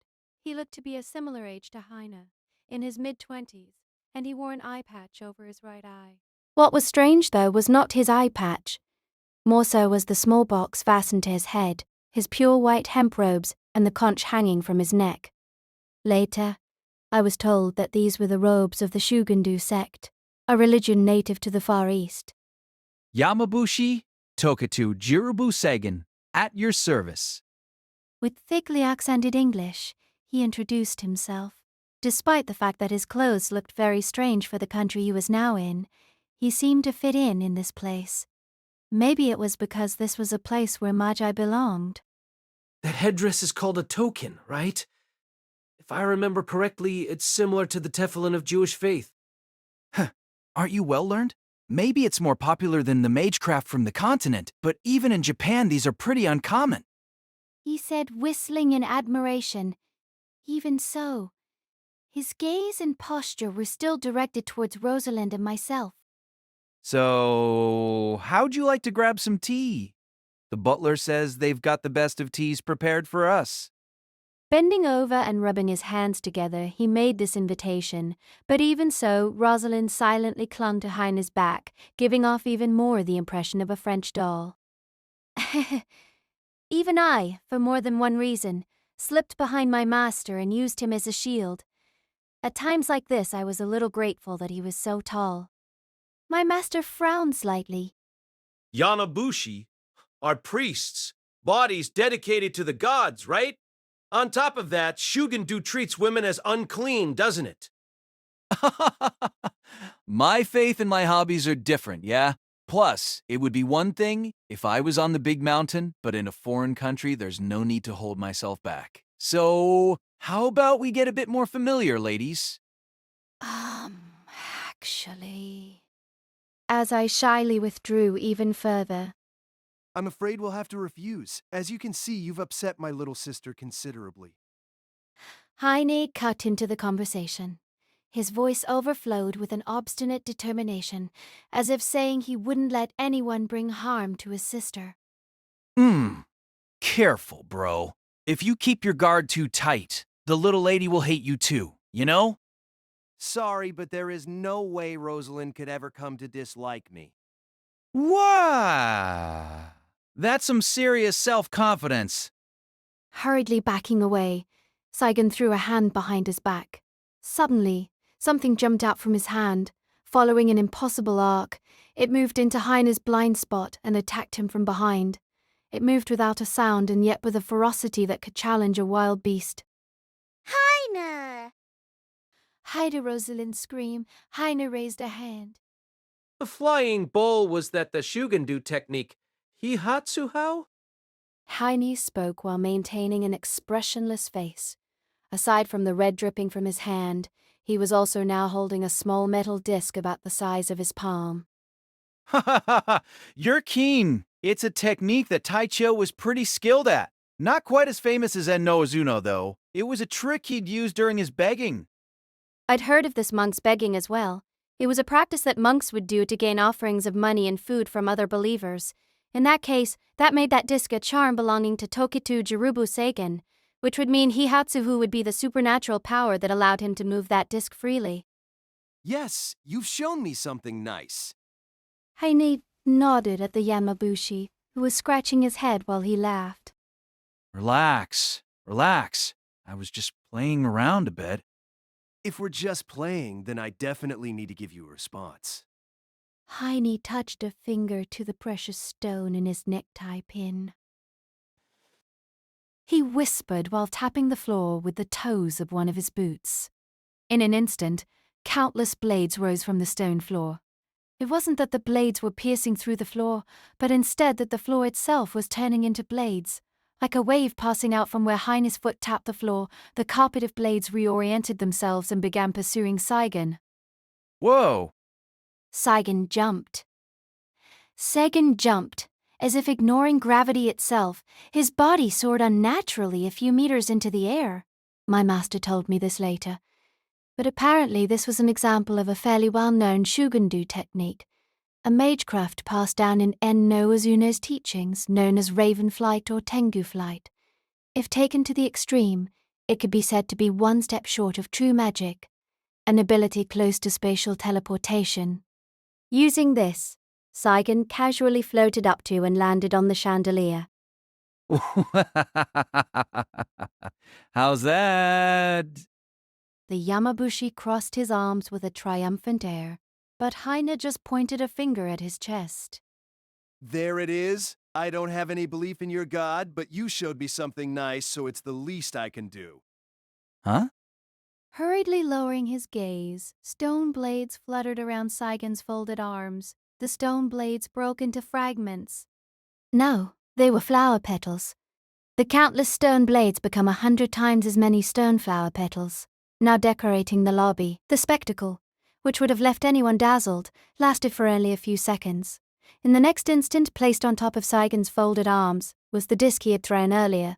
On top of the disc were a stone rose and a 10-pound note. Well, look at that. Oh? Orlok and Flu both looked down at their hands. On both the old magician's armrest and at Flu's fingertips were beautiful stone roses, on my master's jacket and my cloak as well. A stone rose was also fastened. Rather than magecraft, it seemed more like a first-rate magician's trick. The delicate, glossy, smooth stone rose looked as if touching it might bring it to life. The contradiction of something seeming alive while not brought back strong memories. Something more dead than a dead body. Something more alive than a living person. In my hometown, it was a sight that I saw time and time again. Things that were absurdly, irrationally, neither alive nor dead. That is the thing you must destroy. That alone. Remembering the smell of stone and earth from another place, a sour feeling of rejection and revulsion filled my mouth. I was seized by a stiffness that reached down to my fingertips, and a feeling like being drunk assailed my mind. These memories have nothing to do with this place. Like a spell, I recited these words to myself over and over in my head. So, this is the alchemy of the Astari family. My master whispered, taking one of the stone roses in his fingers, as I began taking deep breaths. Alchemy. From the Atlas Institute, right? In the world of Magi, I had heard that if you were speaking about alchemy, you were speaking about the Atlas Institute, one of the 3 major organizations of Magi outside the clock tower. It was an organization separate from the outside world that was known as something like a living hell. Honestly, I didn't really know what that meant, but... It's a different lineage of alchemy than that of the Atlas Institute. Unlike them, the alchemy adopted by the clock tower was developed after the initial influx of alchemy in the West during the Middle Ages. The Astari's trademark living stone has been compared to a poor knockoff of arms used by heroic spirits, but it seems to actually be a considerable talent. My master's eyes narrowed to a barely noticeable degree. When speaking of talent, he would often do so with unmasked cynicism. It was definitely something unreachable. Yet, as if he was speaking of the stars in the sky, his feverish zeal would sometimes poke through. Following that... Whoa. Sagan cleanly slipped off at the chandelier. With a considerable sound, he crashed into the floor. Luckily, the stone blades had already vanished, so he suffered little more than the physical blow. Rubbing his behind with a moan, he raised a troubled hand. I give. If we test each other like this, I don't have a chance. His facetious expression held no resentment. With a gentle laugh, Heine offered him a hand. Rosalind is off limits, but if it's okay with you, I would be more than happy to take you up on your offer for tea. I'm not particularly interested in guys, though. Well, a pretty boy like you will be fine, I suppose. With a laugh, Saigon took the proffered hand. Both of their voices had a peaceful tone to them, which was unexpected for me. It seemed they had developed a kind of friendship from their short fight. Well, I had never fought against an opponent with which I had an affinity for before, so maybe it was a given that I wouldn't expect it. Help her! Suddenly, the voice at my right hand spoke out. It was with a quietness that only I could have heard it, but it was filled with urgency. I turned to face the direction we had come from, the entrance to the lobby. Seems like I'm the last to arrive. With a manservant in close behind, a new, elegant-sounding voice called out. Her bright blue dress was reminiscent of the color of the sky. A ribbon of the same color kept her golden blonde hair in ringlets, and in her hand was an ivory-handled parasol. The specific details of the parasol couldn't be discerned from this distance, but just from a glance it looked like that parasol alone could probably pay for a car or 2. More than that, she had a beauty that seemed as if nature itself had poured its soul into creating it. Saigon could be heard gasping in amazement. No, this time it wasn't just Saigon. Leaving aside the likes of Heine and Flu, Even Rosalind and I couldn't help but be taken by the girl's striking figure. She couldn't have been more than 17 or 18 years old, but she had still captured the eyes of the entire room. So you did end up coming. Did the smell of dazzling treasures lure you inside? The old man in the wheelchair spat out with an annoyed voice, as if taking complaint with his words. Amused. Is that a problem, you old bag? She countered with a flourish. Her approaching figure carried itself as if she was already lord of this place. From the old man's throat, a laughter that sounded like lava boiling up from hell resounded. Oh ho! The problem is with your filthy blood, Violeta Edelfelt. Amused. The girl in the blue dress, Luvia Galita, responded to those words with a smile. Chapter 2, Part 1. We were in a lot of trouble. There was nothing we could do, no rescue in sight. We were hopelessly in trouble. And why are you people in my room? Because, with her usually porcelain-white cheeks dyed a deep crimson, none other than Luvia Galita Edelfelt stood before us. To make things worse, my master had gone completely stiff while standing in the open, heavy copper doors. If it was possible, he surely would have wanted to just close the door and leave it at that. But with his arms as weak as his, that wasn't possible. Perhaps more importantly, his opponent's attitude didn't seem like one that would allow him to just run away either. Perhaps she had been just about to go to bed, as she had changed into white negligee. Of course, it was also made of the finest silks, and its price would no doubt send eyes popping, but either way, it looked cute. Even with its bordering obscene number of frills, the design in no way harmed the image of her slender figure. Also, it may have just been my imagination, but it seemed as if the instant the door had opened, Luvia had hurriedly hidden some sort of dog plush behind a nearby pillow. If I recalled correctly, it was a character from a kids' TV show that liked cooking, but when push came to shove, would become a knight in shining armor to protect his princess. It was truly a thing meant to make little girls' dreams come true. It was something I had seen on the TVs placed in the dorm after I came to London. Of course, I definitely didn't think in that moment that I wanted one of my own, and I most definitely did not leave space in my schedule every week specifically to watch it on TV either. Why are you here? If you have an excuse, spit it out already. Her determination to keep her stuffed animal hidden was enough to bring one to tears. Or rather, it was enough to bring her to tears. If she'd just let it slide, then my master probably wouldn't have even noticed. But it seemed like in doing so she might lose something even more important. Pah, what should I do? My thoughts raced furiously. It was the first time I had thought this hard over something since I came to London. The girl before us now was too different from the one we met in the lobby. She seemed like a completely different person. Who exactly was it that had been arguing against that monster-like old Magus just a few hours earlier? Please. Oh, wait a second. Rubbing his forehead as if he had a headache, my master spoke up. Oh, wait. Indeed, that's wait, Lord El-Melloi II. To think there was a lord who would barge in uninvited to a maiden's personal chambers. You are a disgrace to the entire clock tower. A terrifying magical power began to well up in the area around Luvia. Oh, that's bad. Instincts went off. Even if this was a completely different person, that magic was the real thing. Most likely it was at a level my master wouldn't be able to resist. I understood the fact he was so second-rate he couldn't be considered even at the level of a dropout. If he was struck by real, first-class magecraft, there was no guarantee there would even be cinders left of him. I'm saying it's not like that. I just went to the room bearing my angelic name like I was told. Pulling out his envelope, he desperately cried out. On the front of that envelope, the word Mihail had appeared. Like the castle of separation itself, those faint, indistinct letters seemed somehow unreliable. Let me see. Luvia carefully examined the envelope my master was holding. Surai? But the angelic name for this room is Michael, is it not? What?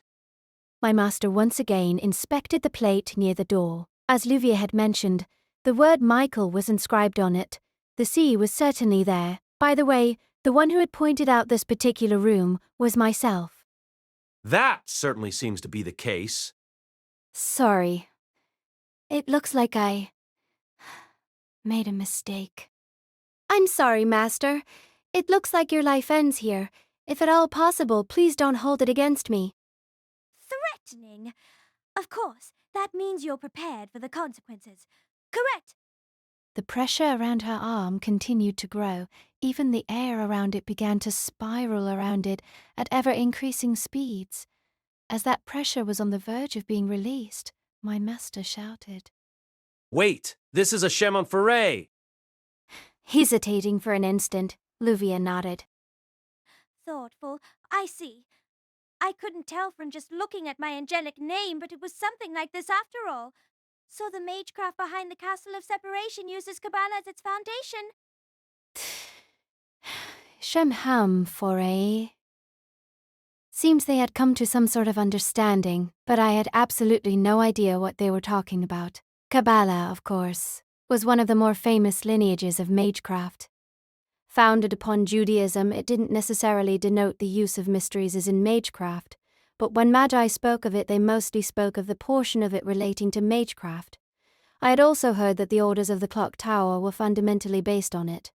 However, whatever Shemham Foray meant, and how they had reached that conclusion from this conversation, was still a mystery to me. I know it doesn't really count as an apology, but is that enough information to let me escape for now? After thinking over what my master had said for a short period, Luvia opened her mouth. Reluctant? I guess that's barely a passing grade.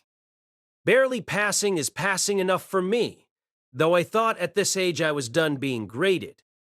Pulling out a handkerchief, my master wiped away his cold sweat while he spoke. Somewhat awkwardly, as if he was a marionette being controlled, he stepped out of the room.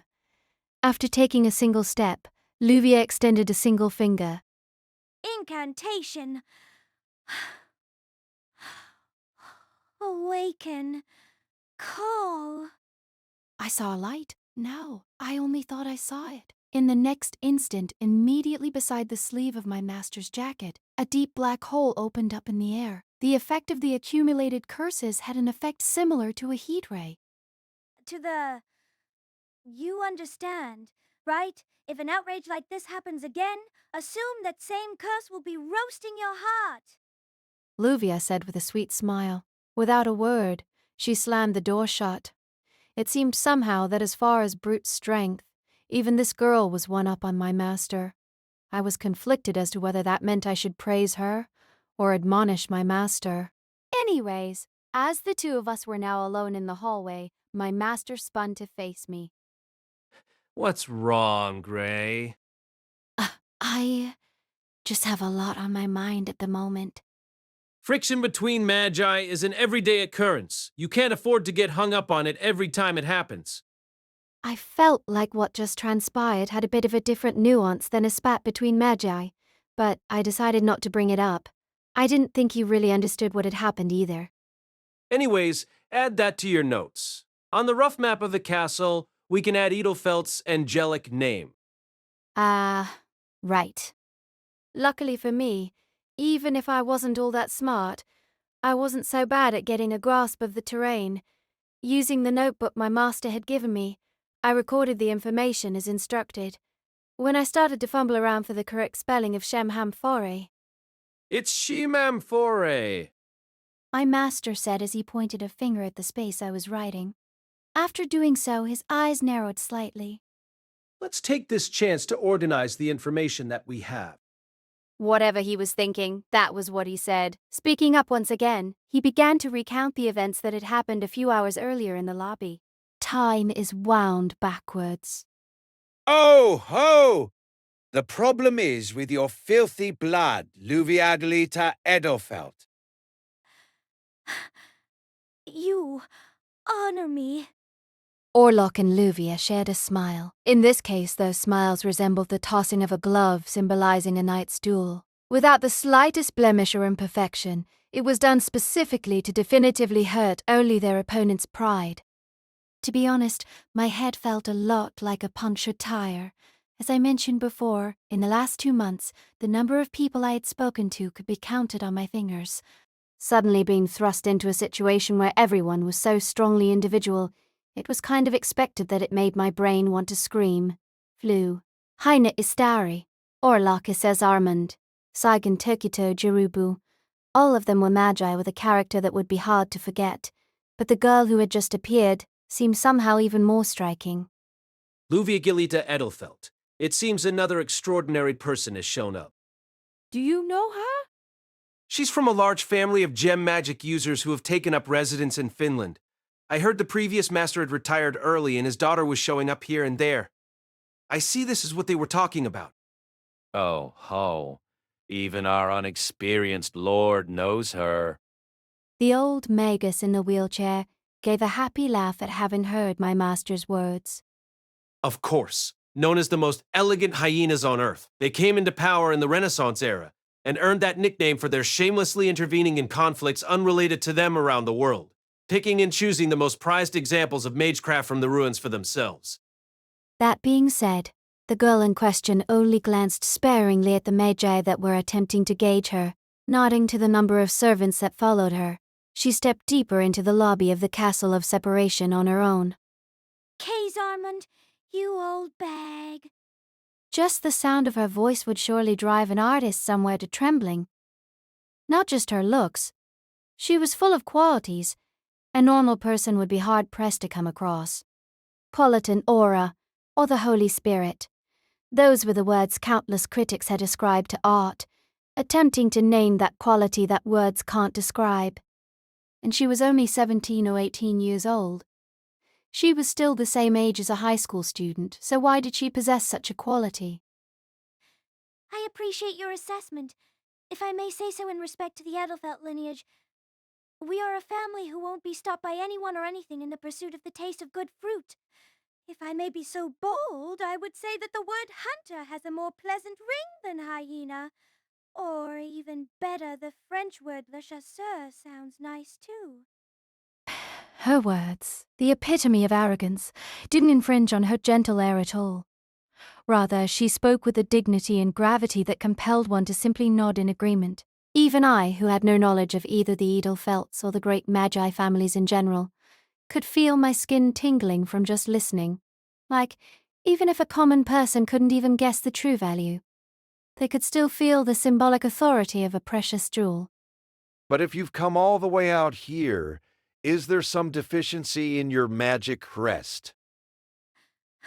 What nonsense are you on about? Corpse fisher? Amused at don't know. Of course, it wouldn't match someone like the Seaserman family, but I had heard that especially old magic crests begin to mold, as it were. Indeed. It takes a great deal of time to cultivate a magus's lineage, but once you've passed 1,000 years, it starts to become problematic, no? Even the highest grades of wine can only last a little over 100 years, you know. The girl's lips turned into a smile as she chuckled. Even among this group of magi, each individually well outside the laws of common sense, Orlok was a monster on a whole different level, and despite this, Luvia stood up to this authority of the clock tower without conceding a single step. Seblag? No doubt. That's why you were relying on Geruin Ashbourne, the master of restoration, no? A bizarre noise echoed throughout the lobby of the castle. Even Heine, who had displayed such brilliant magecraft earlier, raised an eyebrow revealing his sense of concern. Master of restoration? That's the master of the Castle of Separation. Of course he was high-ranking as a magus, but he also had a slightly different side. Responding to me mindlessly repeating the words I was hearing, my master whispered this to me. Another side? Yes, you've heard about magic crests, correct? Of course I had. Magecraft is, in essence, mystery. However, since the beginning of the Common Era, human history has been in the process of systematically expelling mysteries. To the same degree the light of science expands, the darkness of mystery recedes. No matter how Magi resist this fact, this law remains unbent. The mysteries of the Age of Gods had become so distant that even realizing them temporarily in the current world is next to impossible. Magic crests are the Magus' answer to the problem posed by the flow of time, a fixated mystery. Generally speaking, a magic crest is distilled over the course of hundreds of years and is similar to a new organ. Because it functions like an organ, it can only adapt to those of the same bloodline, and the interference possible from outsiders is extremely limited. The old Magi families are able to throw their weight around largely based on the authority derived from these magic crests. My master's words fell into a pleasant rhythm, similar to his lectures at the clock tower. Even in this high-tension situation, it seemed that quality of him remained unchanged. However, there are exceptions. And one of those exceptions is the lord of this castle. Ashbourne was known to be able to restore a damaged magic crest, and so he came to be known as the Master of Restoration. As expected, the Edelfelts know even that much of his history. Saying this, my master turned to watch the confrontation between the two before us. In an aggravated manner, the old Magus was picking at his armrest with a finger, as if he was trying to pry off the old leather. He then raised his gaze. Then what about you? If you came all the way out here to meddle with Ashbourne's will, then is there not some problem with yours as well? My, how rude. Do I look so skillless as to bring damage to my own magic crest? Raising the corners of her mouth, the girl picked up the skirt of her dress. As expected, it looked less like a curtsy and more like a knight's salute.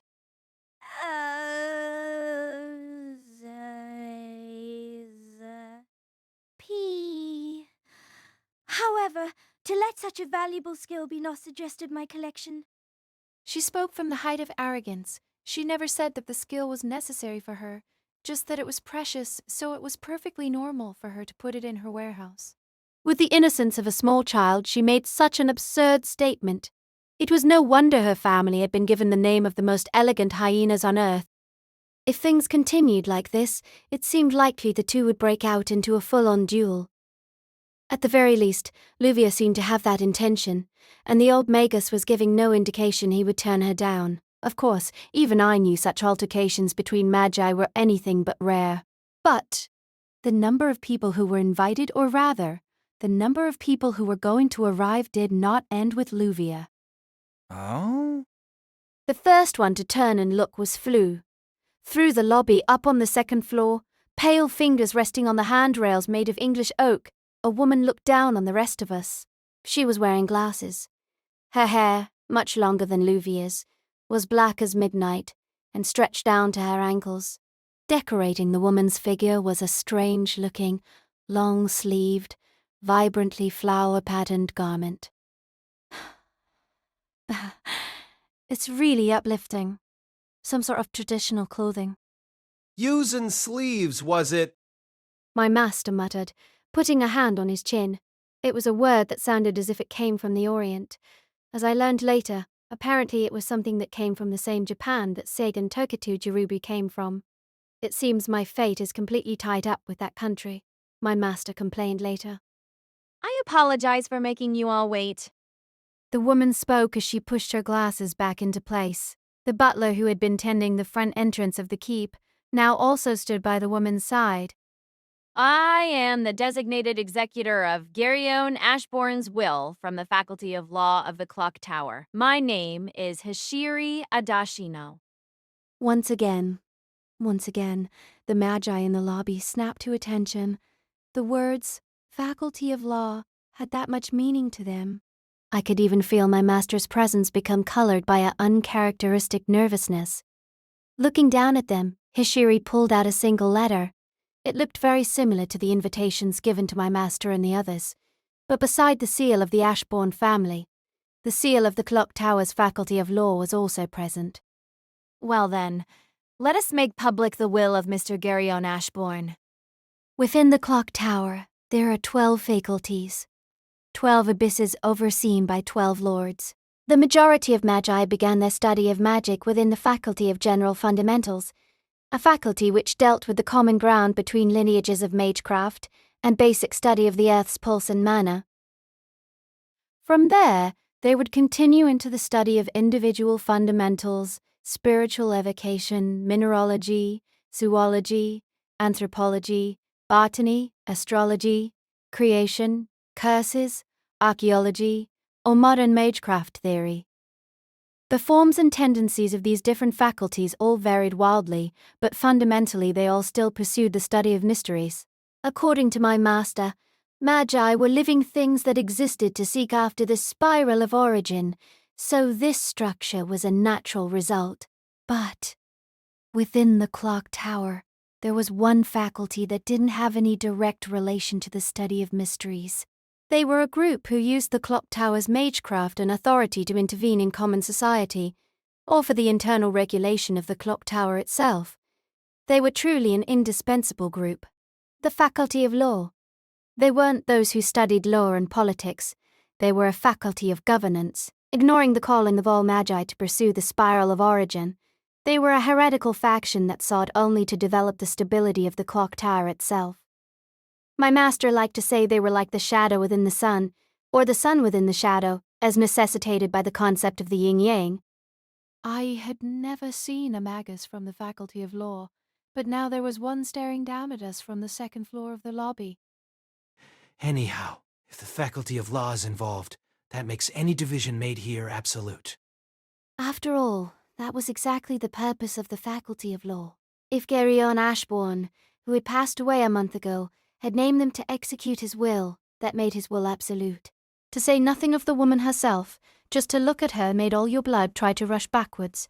Unlike the dripping sinister aura of Orla Armand, or the ferocious beauty of Luviolita Edelfelt, she had a smile that overflowed with a kindness and coldness that seemed to suck you in.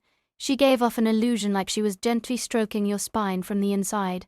Enter Pantin. She's a snake. I intuitively thought that. To look at her coldness and luster, it seemed like one was looking at a reptile. Her strange-looking, long-sleeved kimono added to the impression of a snake shedding its skin. Oh, man. The Faculty of Law of all people. It would be those apostates. Flu and Orlok both muttered to themselves. What at first these two might have seemed like a rare pair to agree with each other, the heretics of the clock tower known as the Faculty of Law seemed to have already lined up a fair number of enemies for themselves. In comparison, Hishiri Adashino gave no indication of paying them any mind, and instead opened the envelope in her hands. Within the will are only 3 statements. Ask for the angels' names. Her tone faintly changed. The memory of the previous Lord of the Castle of Separation, Adra, Geryon Ashbourne, was in this moment reawakened. I had never met him before, and had no way of knowing whether she had met him either, but even so the image of an old man nervously raising the upper half of his body from bed still arose before my eyes. Those who are asked and unable to answer shall, in all cases, be torn apart by angels. The words continued. The sound of scratching began to permeate the lobby. Scratch, scratch, scratch, scratch, scratch, scratch, scratch, the noise continued. It was as if the old master's words were a spell, awakening the angels he had gathered into this castle. The illusion of invisible angels gathering like bubbles on the floor, walls, and even the ceiling wouldn't go away. Those who can take hold of the angels will be granted my inheritance. With that, her voice stopped. Is that it? Stroking his stubbled chin with a filthy hand, he asked the kimono-clad Hishiri Adashino. Yes, no particular time limit has been established. With a nod, Hishiri closed the letter. Combined with her garb, it was a scene reminiscent of a Far Eastern poem. I had the feeling I had read somewhere about the custom of writing a love letter as a poem and sending it, but I didn't know if that was a custom which matched the nationality of her garb. In addition, one hint has been given to each of you. Please take a look at your invitations. My master lifted up the invitation we had received. In a space that was blank only moments earlier, gold lettering had appeared. It seemed a similar phenomenon was occurring with the invitations of the others present, which he confirmed covertly. That will be each of your angelic names. I see. The lettering surfaced in response to the natural wavelength of the magical energy in the area. Simple, but very effective. It seems his curiosity had been provoked. At times like this, His expression was like that of a cat's with its favorite toy, but it was unclear whether he was aware of it or not. Tracing the letters on the envelope, he narrowed his eyes slightly. Angelic name, huh? Is that something like a magical motto? Some groups of magi would claim names to differentiate themselves from the common names of their ancestry. It seemed that in it was a matter of simplicity, making a personalized name that could then be associated to the specific magecraft they studied. It wasn't always specifically a name to refer to themselves either, sometimes being a claim of their beliefs, or a favorite motto. It seemed these kinds of names were generally referred to as magical mottos. However, being that most magi lineages associated with the clock tower had long since decided to give themselves up to the pursuit of magecraft, it seemed there weren't any common examples of it happening recently.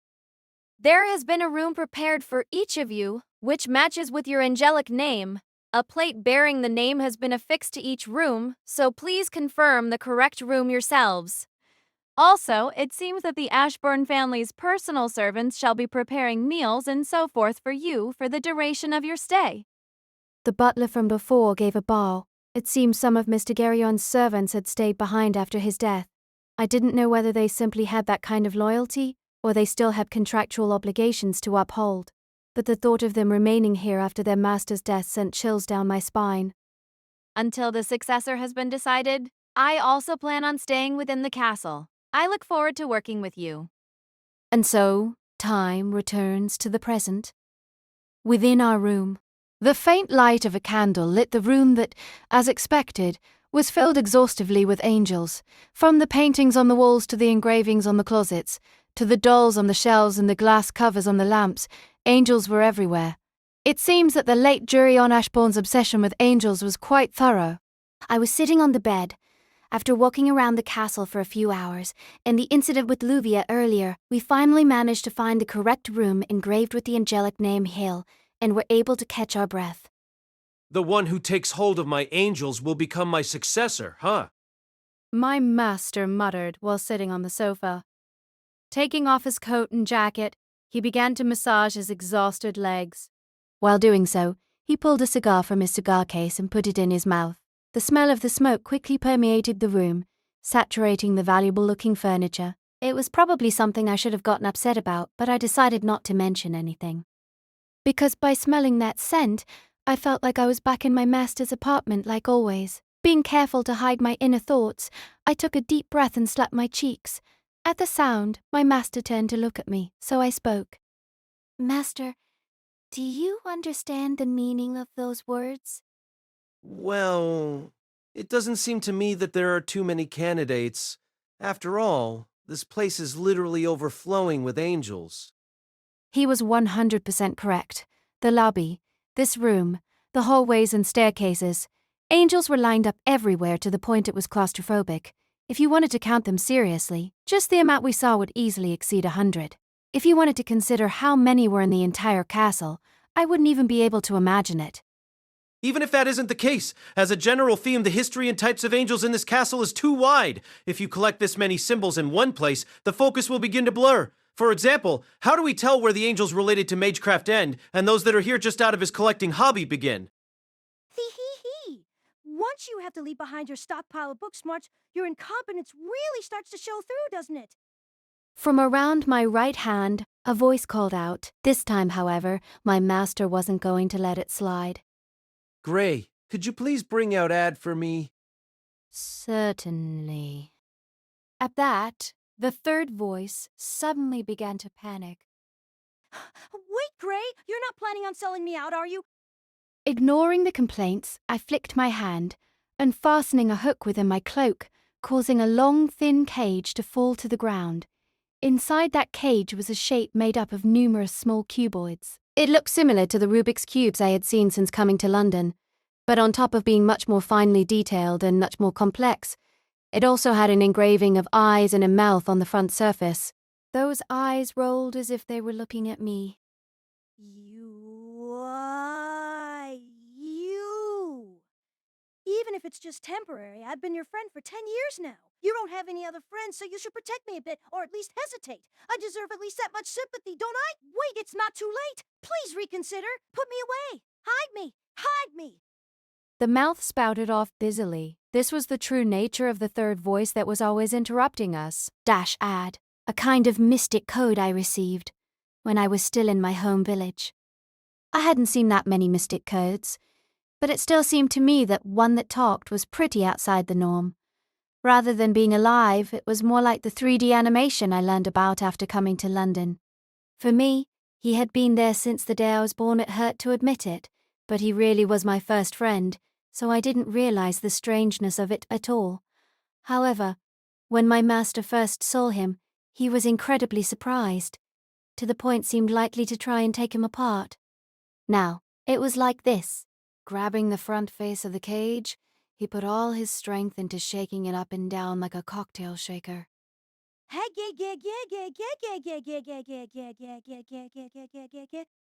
Ad let out a scream, knocking the box inside the cage all over the place.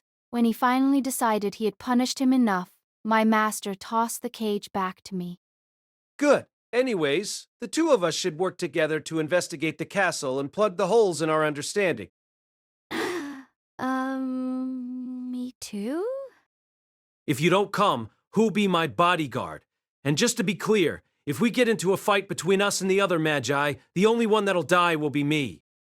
Puffing out his chest, he attempted to show off how powerless he was. Of course, his claim lined up perfectly with my previous assessments, but I wished he would try to hide it a bit more. Maybe that feeling was showing on my face because...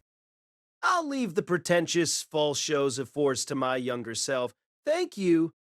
His younger self. What did he mean by that, exactly? I didn't really have a good grasp of the concept of youth, but I wondered if my master had had a time like that.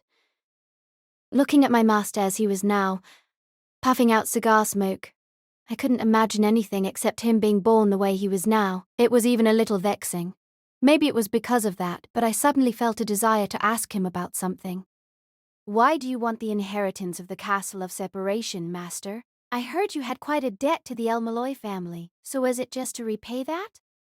Aren't we feeling straightforward today? With a wry smile, my master raised an eyebrow, touching a finger to his now short cigar. He narrowed his eyes slightly. Of course, I do want to repay the debt, but if the rumors that the inheritance of this place has something to do with magic crests, then Ryans and I have a much more important stake in this fight. Miss Raines, too? I hadn't expected his stepsister's name to come up in a place like this, so I spoke a little louder than I had intended. But, when I thought about it, it was thanks to Raines' request that my master was here in the first place. After meeting all the other Magi and learning about the inheritance, I had completely forgotten, so when the topic suddenly shifted back, I was caught off guard. In short, it's the reason I was granted the El-Melloi name, he said, placing his cigar in the ashtray. The thin cigar, its purpose now fulfilled, gave off a small trail of smoke that quickly vanished. In the same way, it seemed that conversation had come to an end. Well, let's get some sleep. Today was a little exhausting. Rolling his shoulders, my master lay down on the sofa. Master? You can go ahead and use the bed. It would be too much of a pain to go to the servants' quarters, and I prefer the sofa anyway. Saying this, he closed his eyes without waiting for a reply. Without even so much as showering, he had done nothing to prepare for bed but take off his jacket. It was for things like this that Rhinus was always giving my master such murderous glares, but I raised my voice for a different reason. But, master... I said this, and then stopped. He was already asleep. Unexpectedly, it seemed his comment about the sofa being more comfortable wasn't a lie after all. It was quite common to see him sleeping on sofas in his apartment or laboratory. I had seen him enough times to get fed up with finding him asleep on the sofa with a game console in his hands. But, keeping quiet, I looked down at his face. Maybe because he was always scowling, he had faint wrinkles between his eyebrows. They were this well defined now, so in time they would surely become deep enough to seem like scars. Maybe that's what they mean when they say that getting older scars you. Both visibly and invisibly, stretching out my hand, I stopped it just before my fingers touched his cheek. There were only centimeters between us now, but I still couldn't touch him. Hee! What's wrong, Gray? Did you fall in love just by looking at his sleeping face? I felt no need to respond. Grabbing the cage firmly with one hand, I began swinging it around as hard as I could. Heggy, After hearing his pitiful scream, I felt somehow refreshed. Thank you. Saying this, I bowed my head in the direction of the sofa. I dove into the bed and pulled up the blankets, which smelled faintly of cigar smoke. It was far from unpleasant. It took only a few minutes before my mind drifted into the warm darkness of sleep. Chapter 2, Part 2. The following morning, I awoke shortly before my master. After changing, I threw back the curtains and soaked in the morning sunlight. I didn't particularly like the sun, but in an environment like this, the symbols of ordinary, everyday life were few enough as it was. After taking a deep breath, I retrieved Ad from the top of the dresser. Spinning around, I drew the cage to my right sleeve. Roughly halfway down my cloak, I fixed it in place between my shoulder and my elbow. Looking from the outside, though, it would be practically invisible. My master seemed impressed, mentioning it was something like a derringer, but I didn't really understand what he meant. Turning around, I steadied my breathing a bit before speaking. Master, are you awake yet? An incomprehensible moan responded to my question. I'll get your change of clothes ready. This, too, was our normal morning exchange, though saying that, we didn't often sleep in the same place, so it was still a little awkward. Placing the clothes I took from his suitcase near his blindly groping hand, he began changing. Eyes still closed, and still lying on the sofa. He was probably still asleep. Trying not to worry too much about it, I turned to making other preparations. His cigars were the only things he was willing to take care of by himself, so at this point my job came down to bringing him things like handkerchiefs and other small things. What is he, an elementary school kid? Was what Ad liked to say. Honestly, I agreed with him. Just as things were almost ready, he finally spoke. Good morning, my lady. With that, it seemed he was finally awake. Sleepily, he raised his upper body from the sofa, rubbing his eyes. Your collar is twisted. After fixing his collar and brushing his long hair, we left the room. The guest room that we had been given was one of the central rooms on the second floor of the castle. The construction of the interior of the castle wasn't all that complex, but from the size of the rooms to the width of the hallways, it muddled my grasp of the castle's interior. Either way, the walls were lined with the usual frescoes and sculptures of angels. Since coming to the castle, thanks to what my master spoke of as the gestalt collapse of the concept of angels, I was perpetually subjected to the illusion we were trapped in an infinite loop. As we approached one of the larger rooms on the second floor, Ad began to shake. Sodden! Ooh, what is that fantastic smell? Last I checked, boxers didn't have noses, so how did he smell anything? Regardless, he was right. A smell so good it set my stomach rumbling reached us. And it wasn't just a single smell either, but a whole orchestra of fragrances in perfect harmony. The instant we opened the door, the source of that smell became obvious. Good morning, Lord El-Melloi II. In the middle of the large room sat a large granite table, big enough to comfortably sit 20 people. Standing immediately beside it was Hishiri Adeshino, and as she saw us enter, she turned to greet us. I apologize I wasn't able to greet you more properly yesterday. Please, don't worry about it. Good morning, Miss Adashino. My master returned the greeting with an obvious show of anxiety, prompting Hishiri to smile broadly. You know I said you can just call me Hishiri. How many men would gladly offer up their souls just for that smile, I wondered. Her mysterious oriental appearance would no doubt stir up interest from people of both genders. Her ornate garb, like brilliantly coloured, layered origami, seemed to hide an even deeper feminine sweetness. Looking closer, it seemed the intricate designs of her kimono were hand-woven, stirring up even more anxious feelings in my chest. My master had said that Japan was a weird country, where they made houses out of wood and paper, but maybe it had mysteries even greater than those of magecraft, like ninjas, for example. Sorry, but I'm a coward. I'm pretty weak around beautiful women. he says, standing beside the lovely follower he brought along. She said, turning her gaze to me. I shrank back unconsciously, retreating deeper into my hood. Of course, for me it wasn't that I was bad with beautiful women. I was bad with anyone I didn't know. Don't tell me the reason you wear that hood even indoors is to hide your beautiful face? Exactly. I don't want to see it. Hishiri gave an awkward laugh, as if she had been taken off guard by the reply. You're really an interesting person. When we return to the clock tower, I'd love to talk to you more. Please forgive me, but if I started getting along with the faculty of law, I wouldn't be able to bear the shame. You wouldn't have anything to worry about, would you? With the new generation behind you, you're like the clock tower's favorite child. That's just the clock tower trying to keep me out of their way. Otherwise, what possible reason would they have to leaving the faculty of modern magecraft to me? My master cleared his throat. My master's current standing in the clock tower was the product of a give-and-take exchange, in a lot of ways. From there we confirmed the table at which we would be seated. In front of Hishiri were a porcelain dish and the lacquered bowl, with a pair of chopsticks. On the dish was some kind of sauce-covered fish, and a bowl of plain white rice. In other words, a Japanese-style breakfast. It seems our seat is over there, He said, looking at the far end of the dinner table, before a set of napkins embroidered with the El-Melloi family crest, toast, boiled eggs, blood sausage and baked beans were arranged among the silverware. Basically, a traditional English breakfast. This was the source of the scents we detected earlier. Around the table was set up a large variety of meals, each individually tailored to the tastes and backgrounds of those invited here. The decline of the public opinion of English cuisine began at the end of the 19th century, when the middle class began employing all-purpose maids. These young girls were hired in from the country, with no regard to their cooking skill, resulting in the standards for cooking nationwide to drop significantly.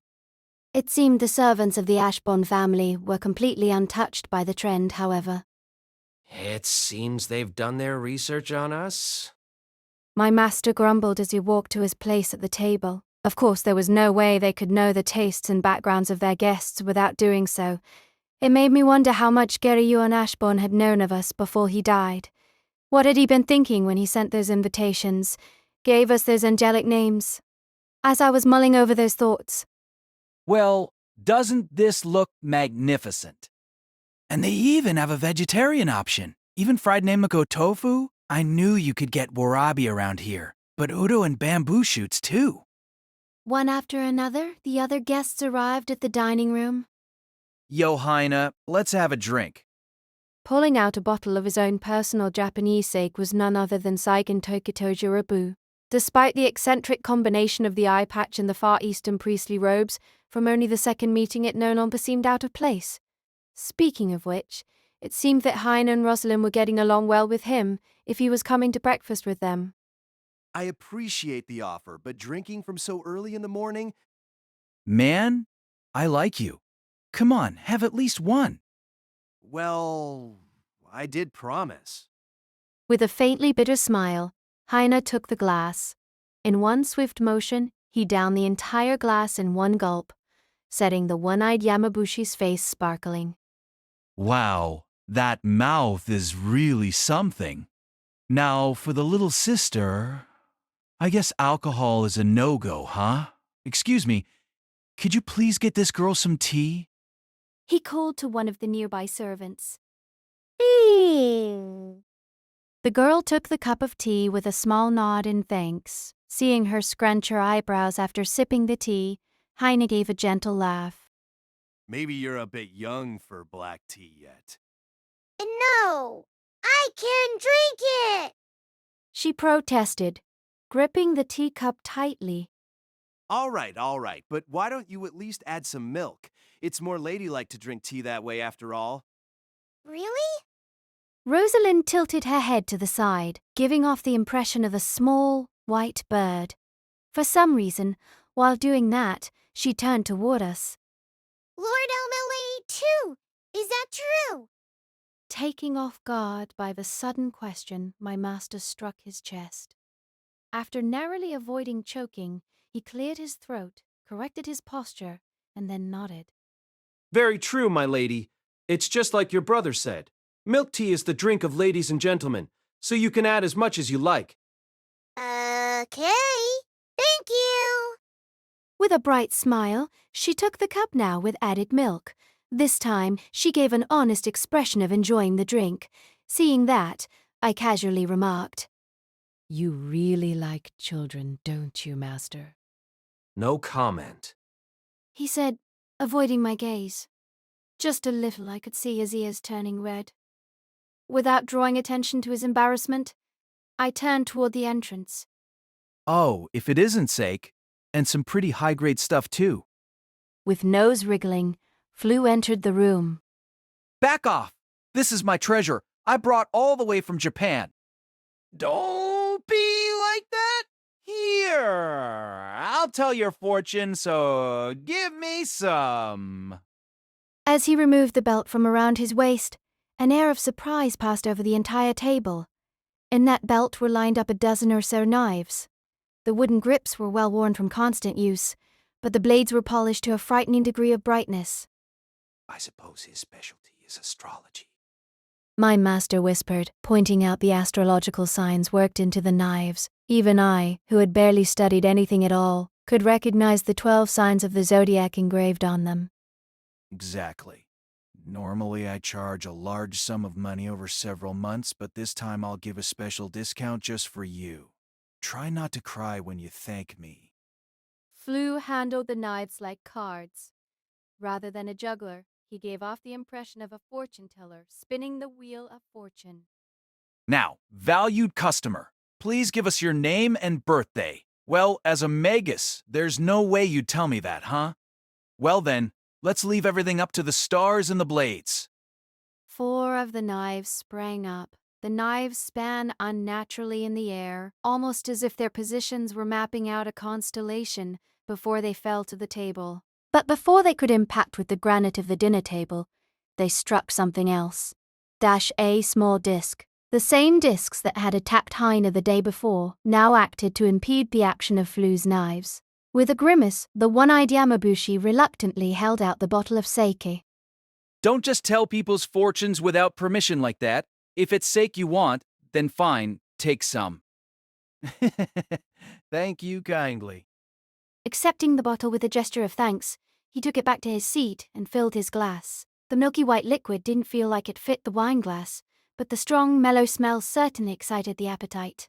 Flu happily downed the glass in one gulp, and after a satisfied sigh, poured himself another glass, earning him an unhappy look from Saigon. Hey, how much of that do you plan on drinking? Don't be so stingy, old bald young, you know. Balding has nothing to do with it. Whatever, just give it back.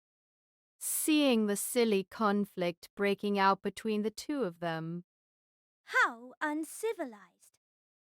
An opinion was voiced from behind us, different from the bewitching voice that Ashiri had. This voice was one that held the sweetness and beauty of freshly blooming flowers. The first person to greet her was my master. Luvia Lita Edelfelt. Elegant. May I have the pleasure of sitting beside you? By all means. Despite his obvious reluctance, he nodded. There was no denying. After all, the Edelfelt family crest embroidered on the napkins beside us. Standing behind her was a man sporting a mohawk I hadn't seen before. He was close to 2 meters tall, with a shoulder breadth of almost half that. In contrast to the rather conspicuous hairstyle and sunglasses, he was bedecked in black formal wear from top to bottom. If he had had something like a machine gun, he would have looked like he had just jumped out of a mafia movie. He had that kind of intensity about him. As if noticing my stare, Luvia introduced him. Calm.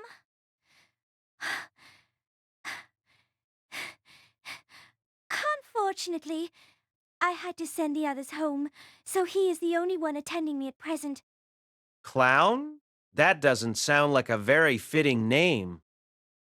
Amused. It wasn't a name he picked himself. Luvia replied with a flip of her hair. Well, curling her hair like that would probably be too difficult if she was by herself. Though I would have expected a Magus of Luvius caliber to be able to do something about that with her magecraft. Following the introduction, my master turned his gaze to the entrance once more. It looks like Orlok won't be joining us. Orlok, Kizamund and his young companion were the only ones who hadn't come to the breakfast table yet. A place at the table hadn't even been set for them. It seemed as if he had asked the servants of the Ashbourne family to bring his meal directly to his room. Of course I didn't do well with him, but even my master's shoulders sagged a little in relief as he picked up his cutlery. Partaking of the food myself, after taking my first bite, I paused. Both the black sausage and the baked beans were cooked and seasoned to such perfection that I almost let out a moan of pure pleasure. Krishna was pretty skilled when it came to cooking, but the difference in the ingredients was just too much for skill to cover. The texture of the sausage, combined with the spice of the pepper, and the mingling of the flavors of the baked beans and the potatoes they were garnishing, was a phenomenal experience. As if to bless the combination of the crispy toasted bread and its faintly sweet butter, I unconsciously reached my hand out towards them. Even the water in the glass was carbonated, stimulating the appetite even further. Among such euphoria, a smile arose to even my master's face. But that time would not even last 10 minutes, as we were proceeding with a meal that would satisfy anyone. Commanding, please. Luvia suddenly spoke out. The gazes of everyone in the room were drawn to her. Even in this room full of exceedingly competent magi, she had a magnetism that could not be ignored. I was honored to receive a hint about our angelic names from Lord El-Melloi last night. Giving my startled master an elegant smile, Luvia continued. Suggestum of foray. Around the room, a few people could be seen to be startled by the announcement, while the rest seemed to be nodding as if their suspicions had been confirmed. Her gaze shifted again to my master, as if to say with that we're even. As covertly as possible, I asked my master a question. Master, what is a Shemaphore anyway? After asking the question that had been bothering me for so long, someone other than my master responded. It's from Kabbalah. It means something like a gathering of names. Stroking his unshaven face, the closely seated Flu answered in my master's stead. A gathering of names? In short, the names of 72 angels. Originally, it came from the book of Exodus, the book of the Old Testament that described Moses parting the sea. From the 19th verse, for about 3 verses, the original Hebrew consisted of 72 letters. Taking one letter from each of the 3 verses at a time, they made abbreviations for the names of 72 angels. It's really nothing more than a play on words, but Kabbalah specialized in notarikon and gematria in the first place, and the passage describes Moses' greatest miracle. It being used specially like this was kind of inevitable. 0.72 angels. It seemed even this much was common knowledge for a magus. After just hearing the word Shemaphore, they all understood this much. The Archangel Michael is a very common name that comes up in many traditions. But Mihail is much rarer. For those two to be part of the same set, there's no possibility other than the Shemaphore. Thoughtful. The angels mentioned in Ashbourne's inheritance are likely hidden somewhere around this castle. If our angelic names are Shemaphore, then the possibility of them being a hint of some sort is high. Angels of the Shemaphore are linked to the 12 signs of the zodiac, and also to the 72 demons of the Lesser Key of Solomon. Also, being a product of Kabbalah, it can probably be assumed that some sort of code or riddle is also involved. Sagan clicked his tongue. So you figured out that much already, huh? He said, picking at his ear. Had he actually come to the same conclusion? But before I could consider further, he continued. Well then, why don't we share all our angelic names? The tension in the room spiked. As if ignoring that tension, Sagan casually played with the conch hanging in front of his chest with a friendly smile. We already have too few hints, am I right? If we just help each other out a bit, everything will move a lot smoother. Besides, our angelic names are just printed in front of our bedroom door, so there isn't much point in hiding them, is there? The silence that followed exemplified the conflict present in the room. Of course, Sagan was right. Everyone wanted information, and the names were printed right on the doors, thanks to which my master and I had got into a lot of trouble. It wasn't something anyone could expect to hide. However, the problem lay somewhere else. It was the same with the information about the Chemin, but carelessly sharing information increased the chances that the inheritance would be taken out from in front of you. Of course, the chances of getting it yourself would also increase. But if you measured the benefits to the demerits, which way would the scales tip? Currently, my master and I knew of 2 angelic names. Lord El-Melloi II has Michal Uviagalite Delfelt has Michael, so the remaining Magi were... Sorry, but I will have to withdraw here. Hi. As Highness stood to leave, Rosalind followed him out. Well, I guess that's how it is. I think I've contributed my fair share as well. Flu and Luvia both finished up the last of their breakfast and withdrew, covering his face and groaning in disappointment at everyone's refusal. Eventually Saigon also gave up and left the table. After he left, the only thing that lingered in the room with us was the frigid hostility they left behind, like we were surrounded by wolves with teeth bared. Once more, my master sighed deeply. Looks like no one is interested in splitting the cake evenly like good kids. My, how unfortunate. Hisiri, the only one remaining in the room besides ourselves, was sporting a smile. Maybe it was because as the overseer she didn't have to worry about the conflict herself, but her smile seemed at once to express the serenity of a sage and a comparably intense wickedness. Chapter 2, Part1. As the night wore on, he moved into action.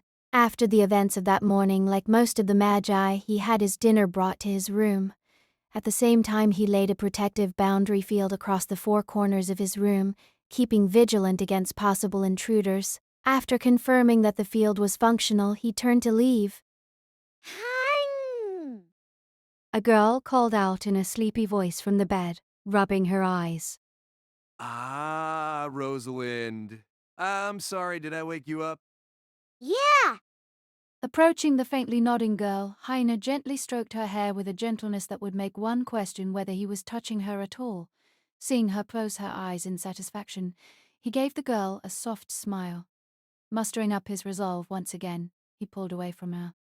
I'm going out for a little bit. Are you all right alone? Okay. Nodding sleepily, she hesitantly opened her mouth. He turned and gave her a look that invited her question out from her. Are you going to fight the other Magi after all? Even Lord El-Melloi II?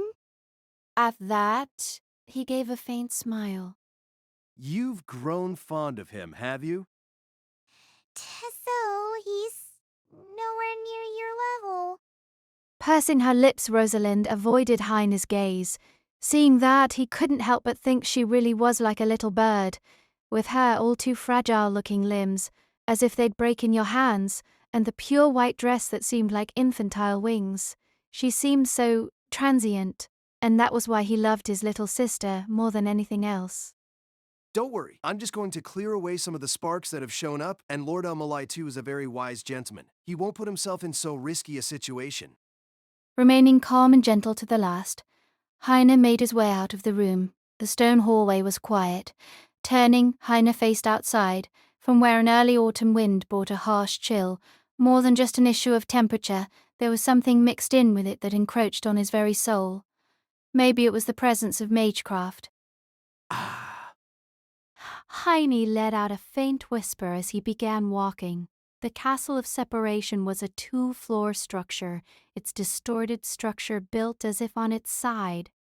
Looking down on it from above, it would look similar to the Magatama of the Orient. In a way, it looked like a curled-up fetus, as if to protect it. Arm-like walls stretched out around it, and by those walls was a spacious front garden. After exiting out into said front garden, Heine picked a new direction and continued walking. His steps had no sense of hesitation, no sense of randomness. He was following the directions provided by his angelic name. The discussion at that morning's breakfast table of the Chemin, which could be interpreted to mean a collection of the names of 72 angels, could be converted to reference the 12 signs of the zodiac. Normally, the zodiac used the sun as its basis for determining direction, but by narrowing the scope down to one of the 72 angels, the direction could be pinpointed to within 5 degrees. If he understood that much, all he had to do was walk in that direction from his room. His angelic name was Ariel. Affiliated with the sign of Pisces, it was an angel who held the meaning of the revealer. His existence was not limited to within Kabbalah, also making an appearance within Milton's Paradise Lost, among other places. Comparatively speaking, he could be called one of the more famous angels. Not necessarily even limited to being an angel, the name also appeared in Shakespeare's Tempest, denoting the name of the spirit of the storm. This meant that the actual meaning the name represented could be one of any number of possibilities. So without Lord El-Melloi II's mentioning of the Shemam Fore, coming to the conclusion to find the direction would have taken a little longer. Unfortunately for them, Heine had been listening to the conversation between Luviadelita and Lord El-Melloi II the night before. After learning the directions their angelic names converted into, it was only a matter of finding out where the lines all converged. Outside, the moon was full. Before long, the thick foliage of the trees blocked the moonlight, and the front garden became a forest. Heine didn't stop walking. Paying no mind to the trees and branches, he cut a straight line through the woods. The specially treated suit developed by the Istari family wouldn't have any problem withstanding this degree of punishment. After advancing another few dozen meters, Heine was met with a sudden shaking noise. It's here, is it? Stopping, Heine raised his gaze. Before him stood a pedestal. Whether they were supposed to be angels or not, he couldn't tell. Scattered around him were a number of pedestals, broken apart in various ways. He could barely make out that they were once statues with vaguely human-like shapes, but they had been thoroughly destroyed, preventing him from learning any more. Heine reached into his suit jacket and pulled out the invitation that bore his angelic name, which was now glowing faintly. Similarly to how the angelic name had mysteriously appeared the day before, new letters had now taken shape. An angel becomes a beast. Gazing at the western sky, it swallows the sun. Not quite the end of the road yet, huh? Heine whispered upon seeing the new letters. Rather, it was the beginning of the road. Of course anyone could get this far, he thought to himself with a laugh, but the young man was not discouraged. Contra may beast towards the west. That limits the candidates considerably. Among the 72 angels of the Shemaphore, there were those whose names were produced just as part of a word game mixed in with those with actual distinct legends. Finding out which of those had relationships with beasts in the west would no doubt be insufficient. He would have to combine that information with some other clue to be found about the castle. Heine cautiously touched the ground. The front garden of the castle was impeccably well kept, but the same couldn't be said about the forest. Within the damp earth and plant life, Heine could discern a faint ruggedness with his eyes. Footprints? Returning the invitation to its place, he pulled a new object out of his coat. Now resting on his open palm was what looked like a small child's toy. It was a small dog made of little metal cylinders. Placing the metallic dog replica in the ferns, he whispered one word. Will. For an instant, it seemed like his finger was glowing. In the next, it was brought to life. Jumping down from Heine's palm, the replica began sniffing around the plants as if it was a real dog. The production of human-like automata was already an obsolete lineage of magecraft. But in contrast, the other fields of autonomous dolls were just beginning to be developed. In particular, this metallic dog was a special creation. It was one of the mystic codes of the Astari family that Heine brought with him. It was a product of the Astari family's alchemy and was able to sniff out not just scents, but also wavelengths and lingering traces of magic. After a few moments, the metallic dog picked a direction and began walking, and Heine followed close behind. Breaking out of the cover of the forest, the young man was once again bathed in moonlight. Countless blooming flowers spread across the front garden shared the moonlight with him. It may have been the perfect night for those like poets and magi. The quiet sound of footsteps in the weeds was the only thing that signified the passing of the alchemical dog and its night. Before he knew it, they were back at the castle. Walking parallel to the castle walls, Heine followed the springwork dog while his mind wandered elsewhere. I'm being watched. That was the kind of presence Heine could sense. To be more accurate, it wasn't Heine himself who sensed it. Rather, it was a reaction from a number of gems, another one of the mystic codes Heine was carrying. The Istari's trademark, Living Stone, has been compared to a poor knockoff of arms used by heroic spirits, but it seems to actually be a considerable talent. Heine recalled Lord El-Melloi II's words. Heine had of course been listening intently to every word that was said during his brief scuffle with Sagan Tokato Jirobu. Kunsupper, they've certainly done their research. It wasn't like the Astari family kept their living stone a secret, but the records that discussed it were few and far between. Knowing its name was one thing, but the number of magi who knew that it was a form of arms should have been next to none. Even if Heine didn't want to admit it, that man certainly had the knowledge fitting of a lord. Heroic spirits, huh? Lord El-Melloi II certainly knew a lot about Heine, but Heine had done some research of his own as well. Roughly 10 years ago, he had participated in a rather intense conflict between Magi in the Far East. Such was the rumor among a certain group of Magi even now. The Fourth Holy Grail War. Named something like that, it was a battle that took place in the Far East. Apparently it was a battle between heroic spirits. The Holy Grail, almost definitely not the actual Holy Grail of Christian belief, but regardless summoned a number of heroic spirits to fight against each other, and the last one standing would have their wish granted. Even as far as Magi were concerned, it was an absurd ritual. Not even Heine knew about the details of that battle, or how it unfolded. But Lord El-Melloi II, at the time known only as Waver Velvet, was the sole survivor of the Magi that participated under the banner of the Clock Tower, and there was no doubt that what he had overcome was a most brutal of battlefields.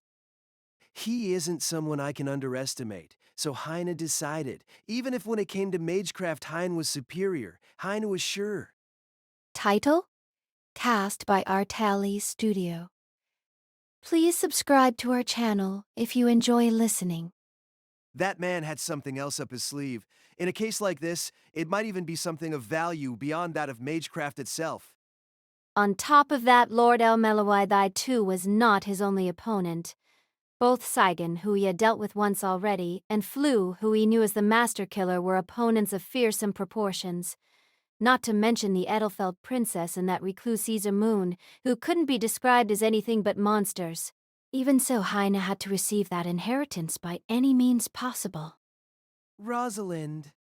As the face of his little sister floated into his mind, he became much more conscious of the thing inscribed on his leg, a magic crest.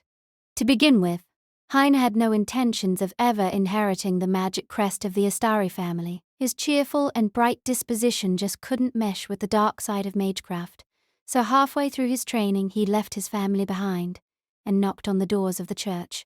As a result, the Istari family, which had lost its heir, turned its eyes to its second child, and a tragedy occurred. Rosalind's body responded abnormally to the magic crest. Magic crests were similar to a kind of internal organ. Overlooking a vanishingly small number of exceptions, it could only adapt to a person of the same bloodline, and even then the body would naturally reject it.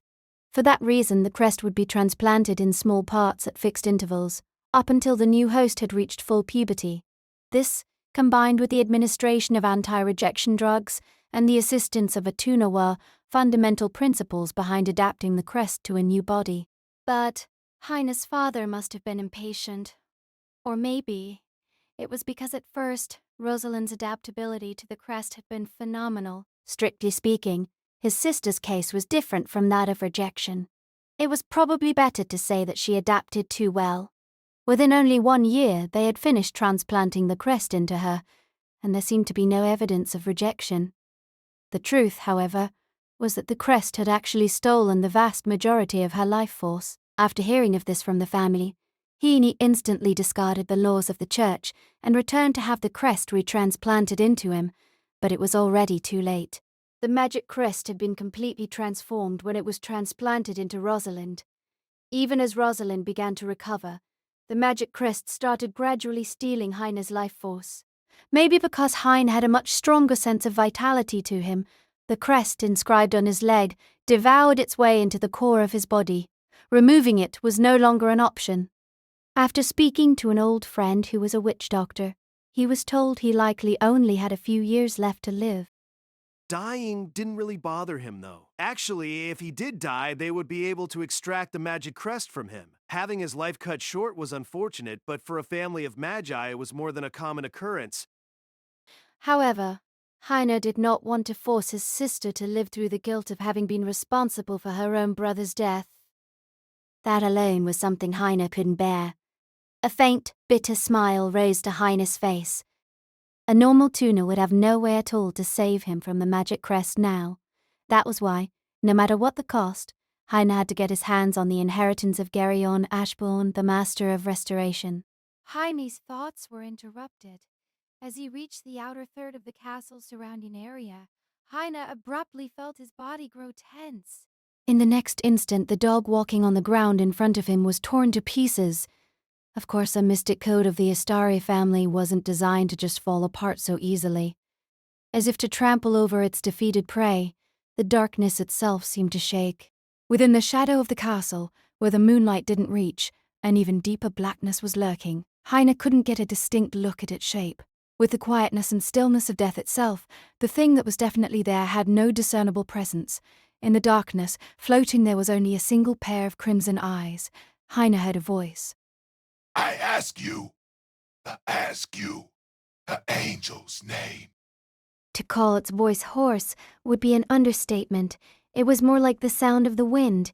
In response to that voice, Heine opened his eyes wide. So, you are the one who I need to tell. Heine immediately suppressed his excitement. The thing in front of him didn't appear to have any intention of answering his question. Seeing that, and after some careful consideration, Heine decided to say the word that had been given to him at the very beginning. Ariel. It was the name written on his invitation, Heine's own angelic name. In response, the beast simply repeated its own question. I ask you the angel's name.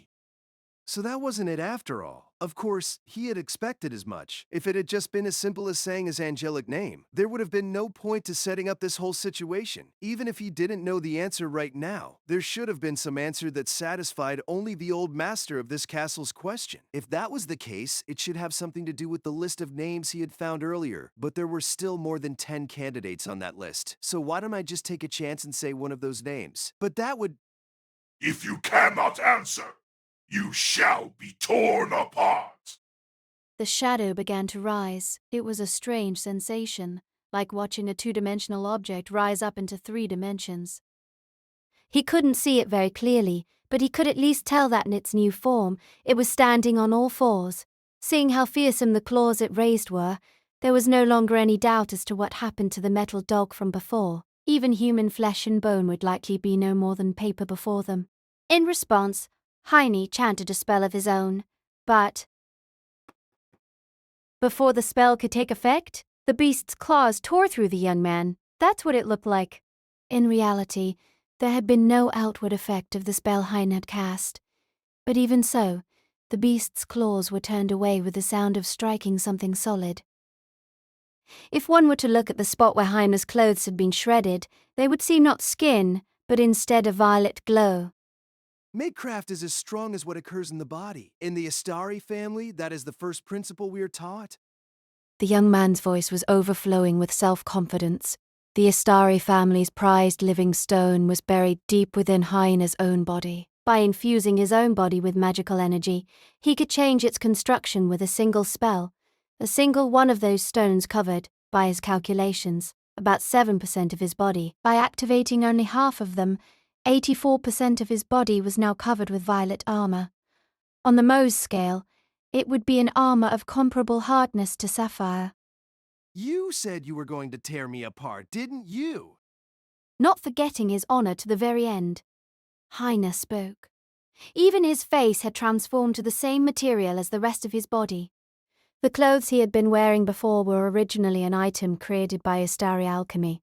The suit, which blended easily with the living stone, provided a stabilizing effect. The sleeves of the suit itself had transformed into gauntlets, and the boots into greaves. Heine now bore the appearance of an ever-tenacious knight. Unfortunately, it seems like your claws can't cut my body. His cool, clear voice echoed in the night air outside the castle. The moonlight scattered across the surface of his armor, as if over fragmented crystal. On the other hand, can you defend against my spear? See, at the same time as his armor, a spear appeared in his hand. It was a spear made of the same living stone. Using alchemy, it had been strengthened to the utmost, its tip more durable than even diamond. If combined with the mechanical horse of the Astari family, Heine was confident his charge would penetrate even through the armor of a tank. That spear and that armor were, themselves, Heine's destiny, a form that could even turn away the assassins of the church. At the same time, Heine's perception of the beast before him slowly became more distinct. Perhaps due to the result of some magic, he still couldn't distinguish the finer details, but he could now tell the beast had a form similar to that of a wolf. Like a wolf, or the tigers that lived in distant lands, no, it was even larger than that, Heine felt. A beast! I was reminded of the message of the constellation from earlier. In 18th century France, there was a legend of the beast of Gévaudan, wasn't there? Alternatively, since it's related to this castle, could it be the cherubim that guard paradise, or I guess cherub, since it's singular? In the public records, in the year 1764, the first day of June, in the area of France known as Gévaudan, a mysterious beast appeared. After killing over 100 people, with its true nature never being discovered, it transformed into a legend of a werewolf. Cherubim, on the other hand, were the guardians of the east edge of paradise, with 4 faces and 4 wings unofficially, a half-human, half-beast angel. The singular form would be cherub. Being connected to the castle of separation, he couldn't help but feel like there was some sort of connection here.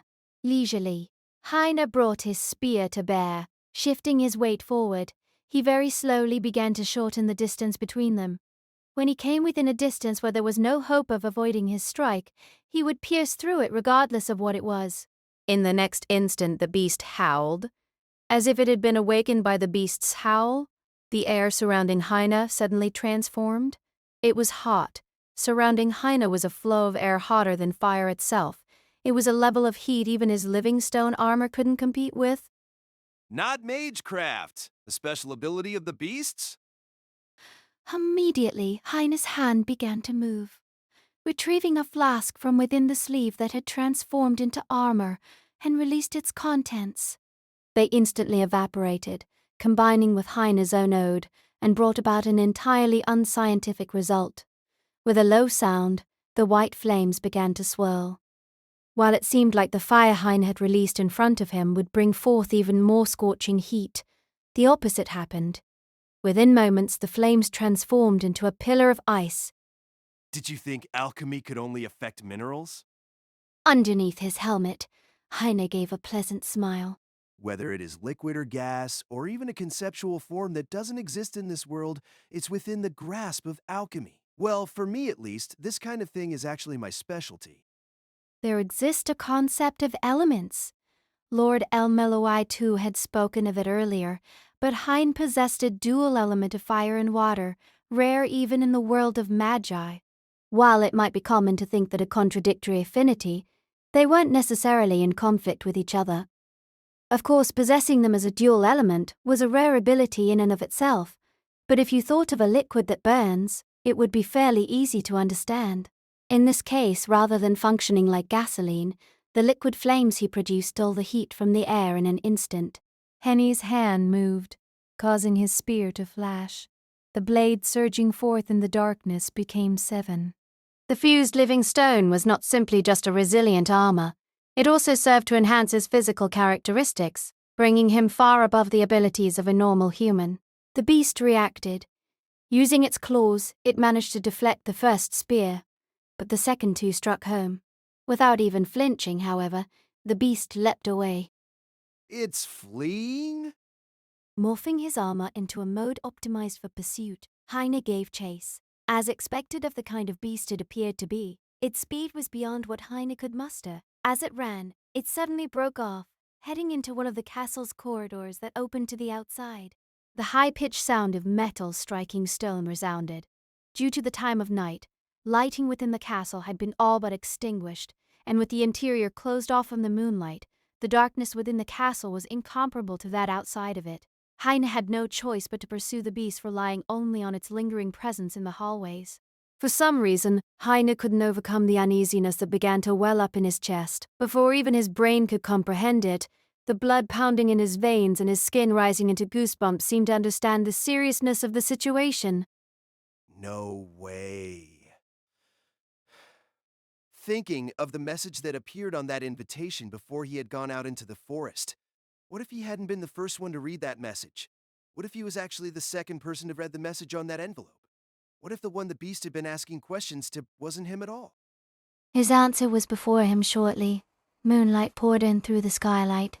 He was standing within the atrium of the castle. It was the place exactly opposite to the lobby in which everyone had gathered when they first met. In this ancient-styled castle, where no expense had been spared in bedecking it with luxury and extravagance, it was the one place that resounded of quiet solemnity. A nearby piano and harp told of the music that must have filled the room at some point in the past. The beast's presence was vanishing. Heine's eyes were fixed on the center of the atrium. The reason this atrium had been built was no doubt to house the statue that stood at the middle of it. Dominating the center of the atrium was the massive statue of an angel. In one hand a sword, and in the other a pair of scales. No doubt taking influence from the statue of Michael in Mont Saint-Michel. It was a figure Heine was extremely familiar with. Those scales were to measure the sins of the dead, and the sword was to drive away the serpent. There was no doubt that the Archangel Michael was one of, if not the most famous of all angels. Suddenly, Heine realized. The thick scent permeating the air didn't permit him to turn his eyes away. Was this blasphemy? Or maybe, since this was the territory of Magi, it was supposed to be a kind of blessing? As if proclaiming the victory of faith, the angel raised its holy sword high in the air.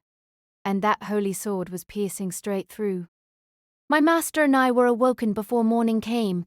Even in his half-asleep state, he seemed to understand there was some gravity to the situation, as he promptly fixed his disheveled clothing and headed out. As soon as we entered the atrium, we felt a presence. As if he could barely contain his feelings, a small voice slipped out between his lips. Hishiri, Adashino. The castle of separation was built in somewhat of a C shape. On one end was the lobby, where everyone had gathered when they first met. The other end would be this open hall. Paintings and murals aside, the piano, harp, pillars, and even smaller furniture in the room were designed following the angelic theme of the rest of the castle, a vibrant display of the late master's eccentricity. But for once, I paid it no mind.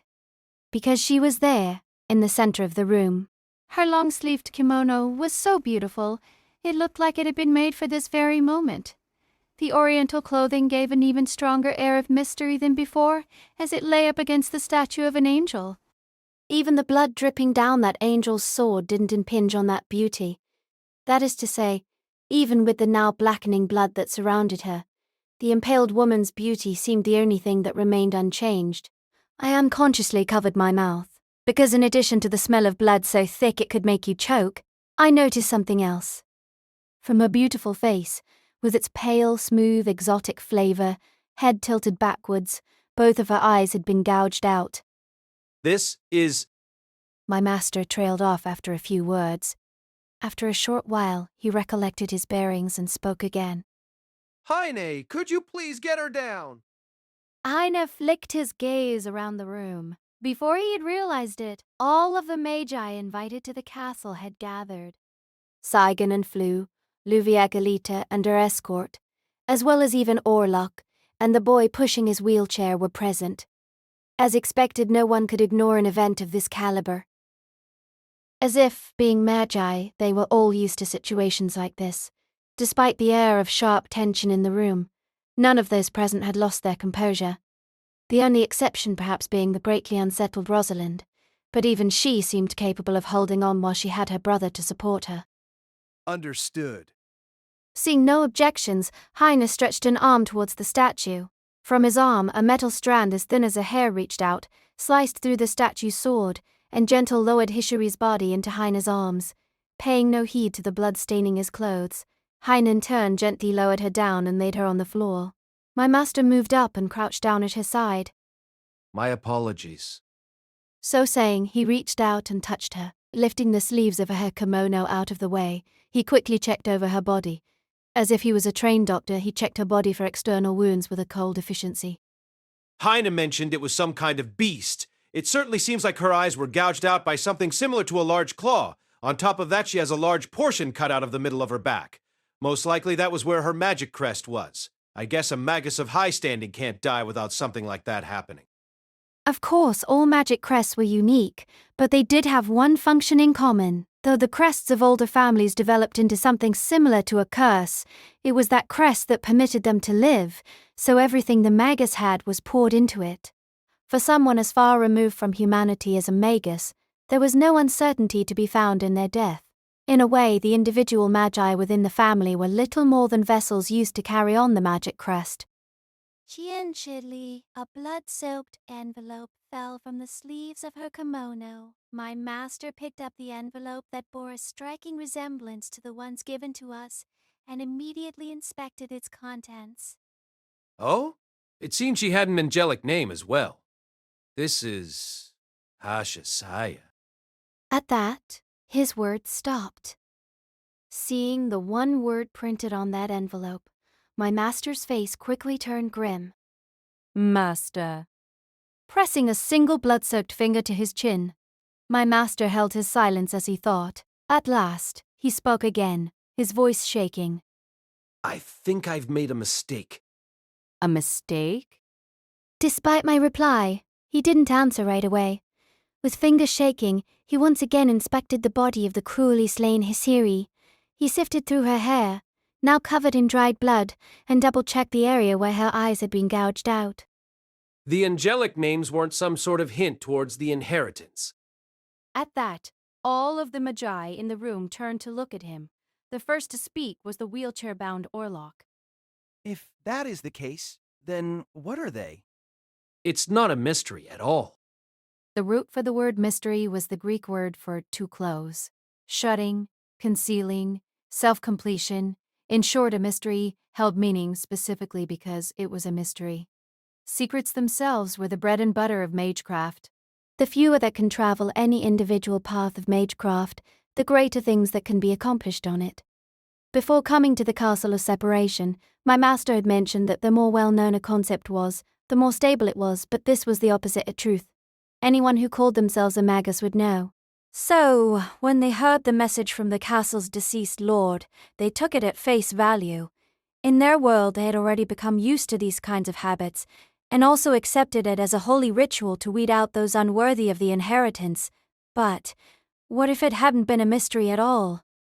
I already mentioned how the 72 angels of the Shemaphore could be translated into various signs of the zodiac, in the same way they can be translated to refer to different parts of the body. I'm sure there's no need to explain the correspondence between the macrocosmos and the microcosmos in our current company. As he spoke, the other magi in the room showed tense expressions.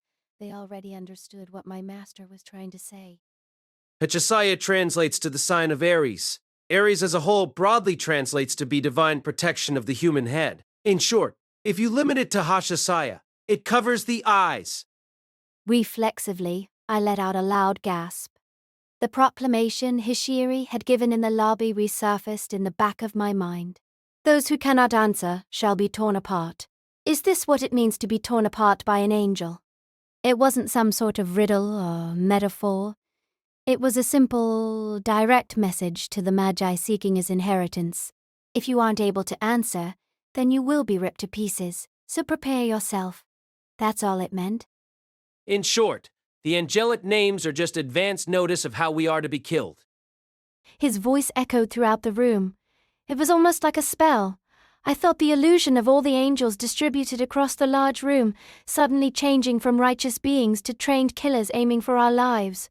But after saying that, my master hung his head as if in shame.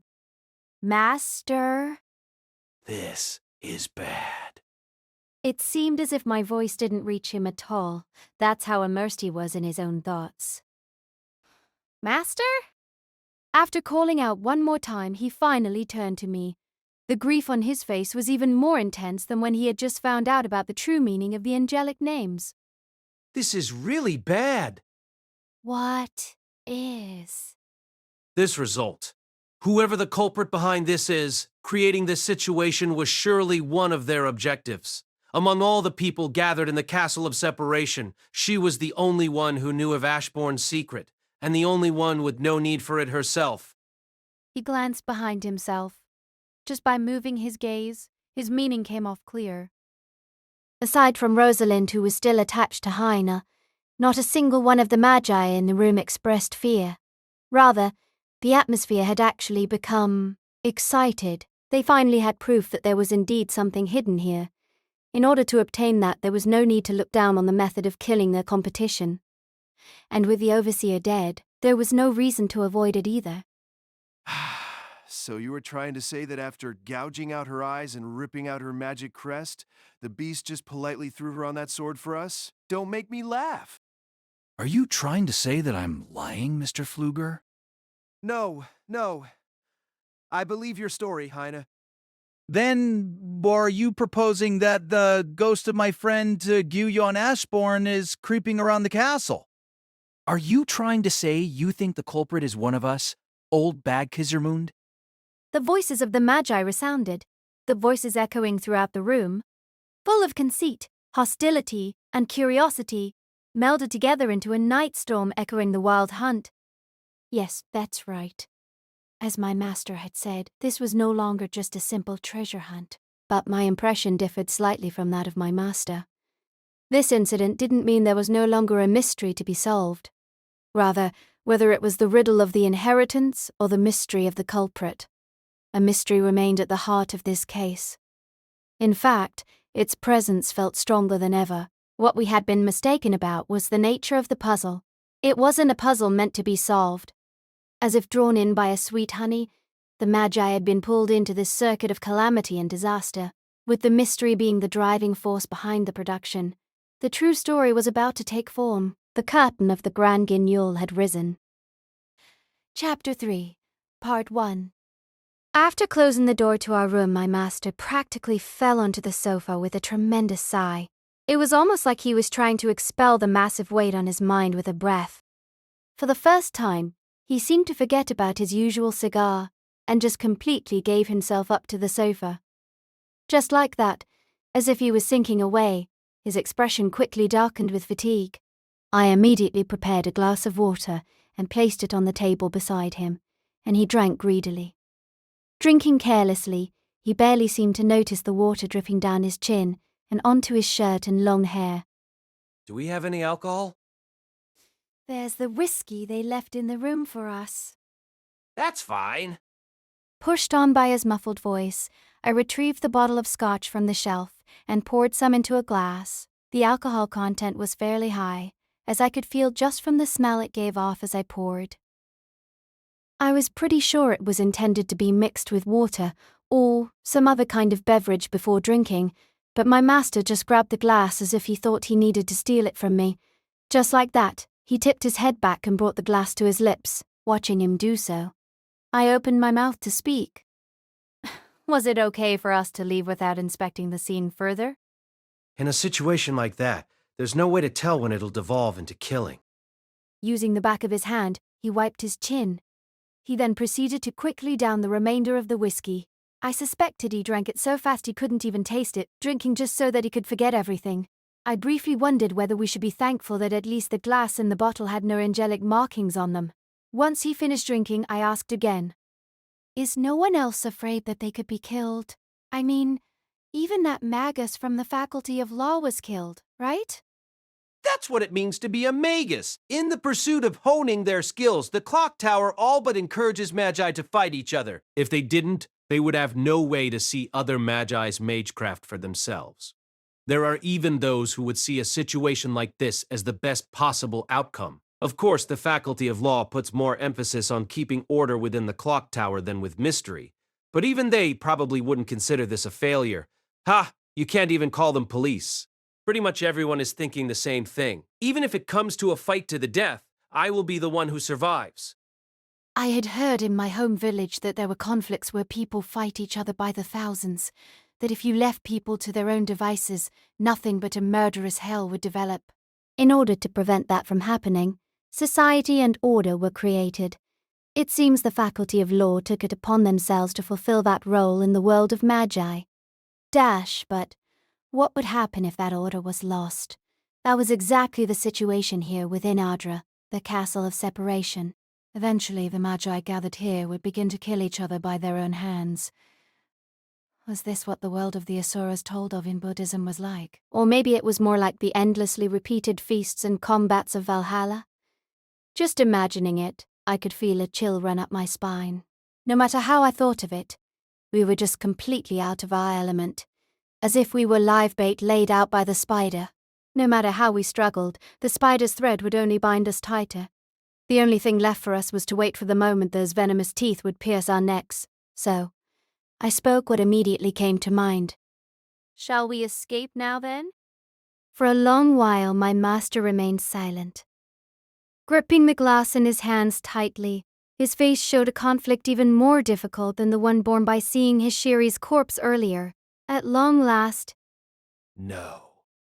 he weakly shook his head. Why not? You yourself said that you would die against any single one of them, didn't you? Correct. If something like a duel were to break out, I would without a doubt be the first casualty. Even after drinking, it's such a scary thought I feel like my knees will give out on me if I'm not careful. Scary enough that if we had a rope, I'd even consider hanging myself just to get away from it. With a bitter smile, he patted his knees. Even that smile was plainly stiff. Even so, I can't leave. Why not? Once again, I asked. In response to my question, my master pulled out the invitation from within his jacket. It was only the second time I had ever seen him with such an expression. That unsightly, ugly, desperately clingy expression. It seems Gurion Ashbourne put a considerable amount of effort into investigating about us. Seeing that expression, I couldn't say anything further. Looking at that invitation, my master narrowed his eyes as he spoke. There's something I have to do here. Not something he wanted to do, something he had to do. I, of course, had neither of those things. I didn't even understand how the two were different, but my master's voice carried with it a resolve that seemed like even God himself would be unable to move. What kind of life was he leading? For me, who should have spent my entire life in my old hometown in that old graveyard, it was a world that just seemed too far away. Even though we were this close to each other, I couldn't understand him at all. And yet, from that horizon, I couldn't even begin to understand. My master called out to me. My lady, I apologize for bringing you into this, but I can't run away from here. Ha ha! Look how manly the cowardly little magus acts. Though no doubt you plan on running away the moment things get dangerous for you. Your trump card is fundamentally limited to a single use. Furthermore, there's no guarantee we could even set up the conditions required to use it. I have a reason I cannot leave, but I have no power to hold others here. If you want to depart now, I have no right to stop you. I couldn't meet his eyes. Whatever was needed to meet that gaze head on, it didn't exist inside me, so I avoided his gaze. As I did so, I asked him another question. I asked this before, but you need this inheritance, right? Yes. He had the same expression as when he had come to pick me up from my hometown, the same expression as when he decided to take me, who had only a handful of acquaintances, all the way to London. For some reason, I let out a sigh. I could feel an emotion I couldn't name within my chest, driving me on to madness. Then, I will stay here for a little longer. Thank you. Seeing my master bow his head so deeply in appreciation, I felt my face stiffen. No, maybe it wasn't just feeling stiff. Not understanding the emotion I was feeling myself, I brought my fingers up to my lips. As if it was completely natural, my face was smiling broadly. My. A low voice called out from the room's open door. My master's face stiffened, and he instantly spun to face the visitor. And even my breathing unconsciously froze. You two have a nice relationship here, don't you? Very good, very good. Pushed by his young assistant, the wheelchair of Orlok Atsizamun split the darkness as it entered the room. His face, buried in wrinkles, for some reason gave off the impression of a caterpillar, an inhuman smile clinging to his features. In this private room, filled with all kinds of depictions of angels, this old man seemed even more out of place than usual. His withered body, seemingly no more than just skin and bones, strangely gave off the impression of glittering with life. In the environment created by the Castle of Separation, this old man alone seemed to stand in rivalry to its way of being. His small, aged body had something indistinguishable crammed into it, something that was enough to be comparable to the castle itself. As unpleasant as it was, that was the kind of intuition birthed by his presence. May I help you, Mr. Orlok? As much as was possible, my master spoke with a calm voice.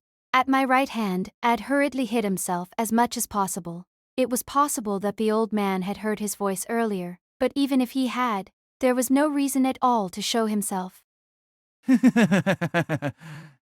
No, my apologies for entering your room without asking permission.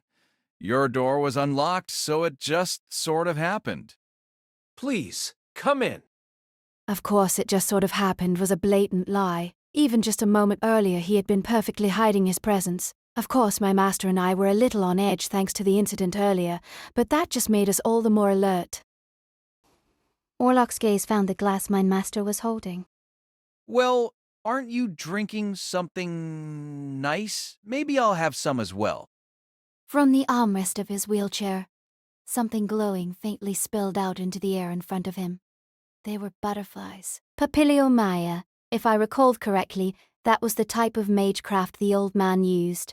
In sharp contrast to his appearance, the beautiful butterflies of light took the bottle of whiskey from me, a glass from the shelf, and poured a glass for him.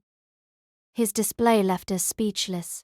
Even before he would ask his assistant to help, he put his magecraft to work for him. From the way he just callously came through the door that should have been locked, and the way he tactlessly displayed his magecraft for us to see, I was beginning to understand how inadequate my impression of this old man was. As expected, Garyon left some great alcohol here for us. Even though he'd been keeping it for so long, he never let his guests touch it, you see. Smacking his lips, Orlok closed his eyes and seemed to be fully enjoying the flavor. It was almost like he was just relaxing at home. As if he couldn't bear the weight any longer, my master finally spoke up. May I ask what exactly has brought you here tonight? Yes!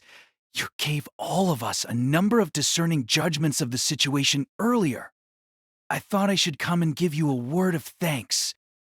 Surely that level of information would be no value to someone like yourself. The information itself, sure, but your special qualities are another matter. Of course, you must understand that yourself. Being needlessly humble will just make you more enemies, you know. And what kind of special quality would someone like me have? Your opinion. His eyes, already hidden behind wrinkles, narrowed further. Staring at my master straight on, he spoke softly. Modern magecraft is nothing but rubbish. It doesn't understand the history or complex ways the depths of different magecrafts meld together. It just steals a taste of everything and mashes together the parts that taste good. There's no necessity for legitimate magi like ourselves to concern ourselves with such garbage. So I thought. According to my master's lectures, the most recent form of magecraft known to be made popular was chaos magic. It was a school of magecraft that began in West Yorkshire in the 1970s. It didn't limit itself to just magecraft, but philosophy, theoretical science, and even science fiction were all drawn in. Its purpose was to allow the magus to access the beyond in order to bring about all sorts of paranormal phenomena. In other words, chaos. And this haphazard method was, according to my master, the most modern of all magecraft. Of course, if one were to try and use this type of magecraft, it would no doubt be incredibly difficult, and the lessons he was giving were only crumbs from the outer edge of that research, but this old man seemed to understand that well himself. Of course, I would think one would be better off ignoring such trivialities. Learning itself is important. The old man made a noise from his throat.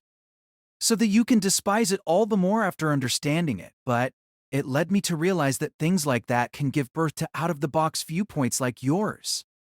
I'm honored at your assessment of me, but surely you didn't come here to talk about this. Naturally. The man in the chair rolled his shoulders. In the room so full of tension, only the young boy pushing the wheelchair was expressionless. There's something I wanted to confirm with you. You are here because the El-Melloi crest is damaged, correct? Those words were like a bolt of lightning. My master froze as if God himself had thrown calamity down upon him. Come now, you can't even call that deduction. If you know that Ashbourne was known as the Master of Restoration, it's the first possibility that comes to mind. On top of that, if you include that event from 10 years ago, it becomes all the more obvious. You know about that as well? Fuyuki's Fourth Holy Grail War. 10 years ago, your master Kenneth El-Melloi Archibald joined in a battle in the Far East between heroic spirits and lost his life. But if his magic crest had been performing optimally, there was no reason he should have fallen. Or to put it another way, even if you were able to retrieve his body, it is only a matter of course that the magic crest would be terribly damaged. My master's face was as stiff as a zombie's, without being able to say a single word. It was all he could do to hold the old man's gaze.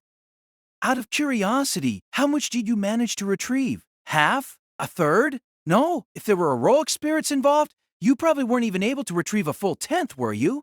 Aha!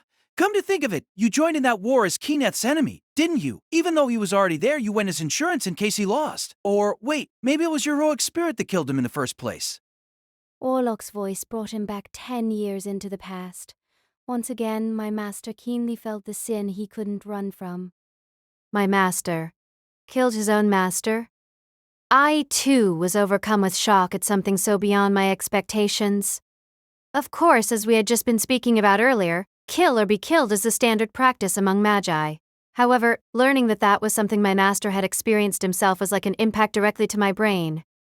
After a long pause, my master retrieved the bottle of whiskey from beside Orlok, poured himself another glass, and drank it in one gulp. And why do you ask? The old man began to laugh. After a considerable bout of laughter, My magic crest is the same. in a low voice, he confessed. What's wrong? There's no need for you to feign surprise. It's just like that Edelfelt girl said. The magic crest of the Caesarmond family has reached its limit. It's as decayed and senile as I am. That was simply fate. If a magic crest was like an organ, then naturally it had a lifespan. Of course, it wasn't on the same scale as other living things lasting a few centuries, or in some cases apparently millennia, depending on the nature of the crest itself. A crest that became too old would eventually begin to decay. Hearing that, my master's face became gloomy. And what do you hope to gain by telling me this? Even I, who was watching from the sidelines, couldn't tell why he would decide to show his own weakness like that.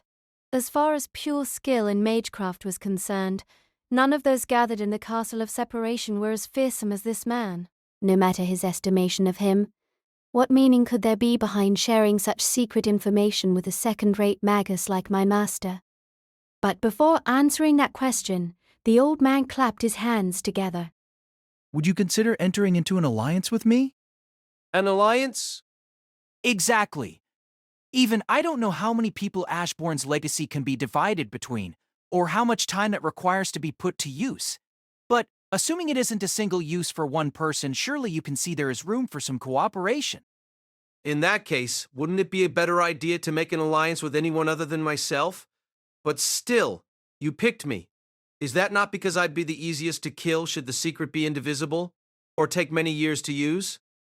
In response to my master's question, Orlok smiled placidly. It seemed like the number of wrinkles on his face doubled with that simple gesture. The shadows playing over his complex features made him seem as if he had been transformed into some kind of monster. Oh, scary, scary. Well, if it turns out that only one person can use Ashbourne's secret, then there's nothing to be done about it. Naturally, I intend on taking it for myself. There's no meaning in hiding that. But if it's just a problem of time, as long as it's not waiting much more than a few decades, then by all means you are free to make use of it first. I can use it first? My master's shoulders tensed up at the unexpected offer. Sure, our magic crest won't have any serious issues for the next few decades, and I fully intend to live that long myself after all. Again, the old man laughed. But mixed in with that laughter were words that were the very picture of seriousness. Even though he had been the one to say his magic crest was decaying, he then declared openly that there would be no issues for the following months, or even years. I was forced to admit deep within me that Orlok was not just far removed from human beings, but from living things in general, like those things back at my hometown. May I ask a small question first? Oh? If I am able to answer it. When Heine was surveying the castle, what were you doing? Ah, so is that what you want to ask about? An alibi or whatever they're called? You, of all people, are asking me for an alibi. Orlok has struck the armrests on his wheelchair, not out of anger, but seemingly out of an expression of excessive happiness. His mouth, open wide with laughter, showed that only a few stained teeth remained within it. Around that smiling face, glowing butterflies fluttered softly into view. Even if you get one, does that mean anything? You saw these butterflies yourself earlier, didn't you? Everyone in the Castle of Separation right now is a magus. What is a common layman's alibi going to do for you here? At the same time, though, this is Ashbourne's workshop. A workshop was an alternate world, made by a magus for the sake of honing their own magecraft. No matter how powerful a magus you were, if you were to operate within the workshop of another magus, the mysteries in magecraft you could utilize would be severely limited, apparently. This isn't the kind of place you could use such remote magecraft without some considerable preparation beforehand. At the very least, something capable of fighting face-to-face with High Nastari should take tremendous amounts of preparation. I see. An interesting theory. But that is not at all how a magus should think. That line of thinking in a place so full of magic will drag you down in a heartbeat. That won't be a good experience for you. My master didn't argue. It seemed more like he had expected those words to come from the old man, and had already prepared himself for them. Maybe for that reason, the old man said nothing more. Instead, At that time, I was with the astrologer Flu. We were playing chess. I don't know if it will be sufficient for you, but shortly beforehand, I also had one of Ashbourne's servants bring me a drink and some smoked salmon. Please, feel free to confirm it with them. from behind him, the young boy nodded silently. Thank you. On top of that, I'll tell you one more thing, young lord. One more? Yes, this incident is the result of Garyuan Ashbourne's curse. I clearly heard the sound of someone swallowing. I wondered briefly whether it was my master or myself. Curse? Of course, in the world of Magi, curses were actual things that existed. Their exact nature varied widely based on the region and lineage, but in general they all functioned to bring misfortune and calamity. However, the thing that made both my master and I nervous was that curses that amplified in power after the caster's death were fairly common. On top of that, if someone as renowned as Garyan Ashbourne used his own life as fuel for the curse, I couldn't even begin to imagine what kind of horrific result it might create. For instance, it could be powerful enough to completely wipe out all the Magi here. And why do you think it's a curse? Orlok laughed once again. It gave off the impression of a skull bouncing back and forth, broken teeth clattering. Garyu had a son, you know. A son? No such person was ever admitted to the clock tower. Right, before he left the countryside here, a fatal sickness took his life. My master's brow furrowed as he took in the new information. Of course he did so as a magus, but he truly loved his son. Even I could see that. Maybe the fact that his wife died shortly after his son was born exacerbated the problem, and it must have hurt even more that they were both claimed by the same disease. It was like a karma that their lives shared well. Thanks to modern science, we can now call it genetic. Regardless, even secret medicines he received from a druid couldn't help them. I can only imagine how it must have felt to watch his son waste away day by day, in exactly the same way as his wife. Fundamentally, Magi loved their children. Not only did the goal they aimed for lie many generations into the future, but aside from some very specific exceptions, a magic crest could only be passed on to a blood relative. But from the way Orlok spoke, it seemed the old master of the Castle of Separation had an even deeper affection for his son. That became very clear in what he said next. When his son died, he went mad. Mad? Right. Nodding, the old man in the wheelchair adopted a far-off gaze. Perhaps he was recalling a far-off place, a far-off time, a time when even he might have believed there was value in a passionate heart, value in trusting others. You asked why I thought it was a curse. I understand better than anyone else. Long ago in Adra, this castle of separation, Geryon was performing a certain kind of research. Chapter 3, Part 2. Meanwhile, once again she tried looking at the incident from a different angle. Sitting in an antique rolling chair, she spent dozens of minutes fiddling with the map and small tools arrayed on the table in front of her. Of all the guest rooms in the castle, this room alone had been renovated. By simply hearing her say the words that it didn't have a good feeling, her servant had caught her intention and finished renovating the room within a matter of hours.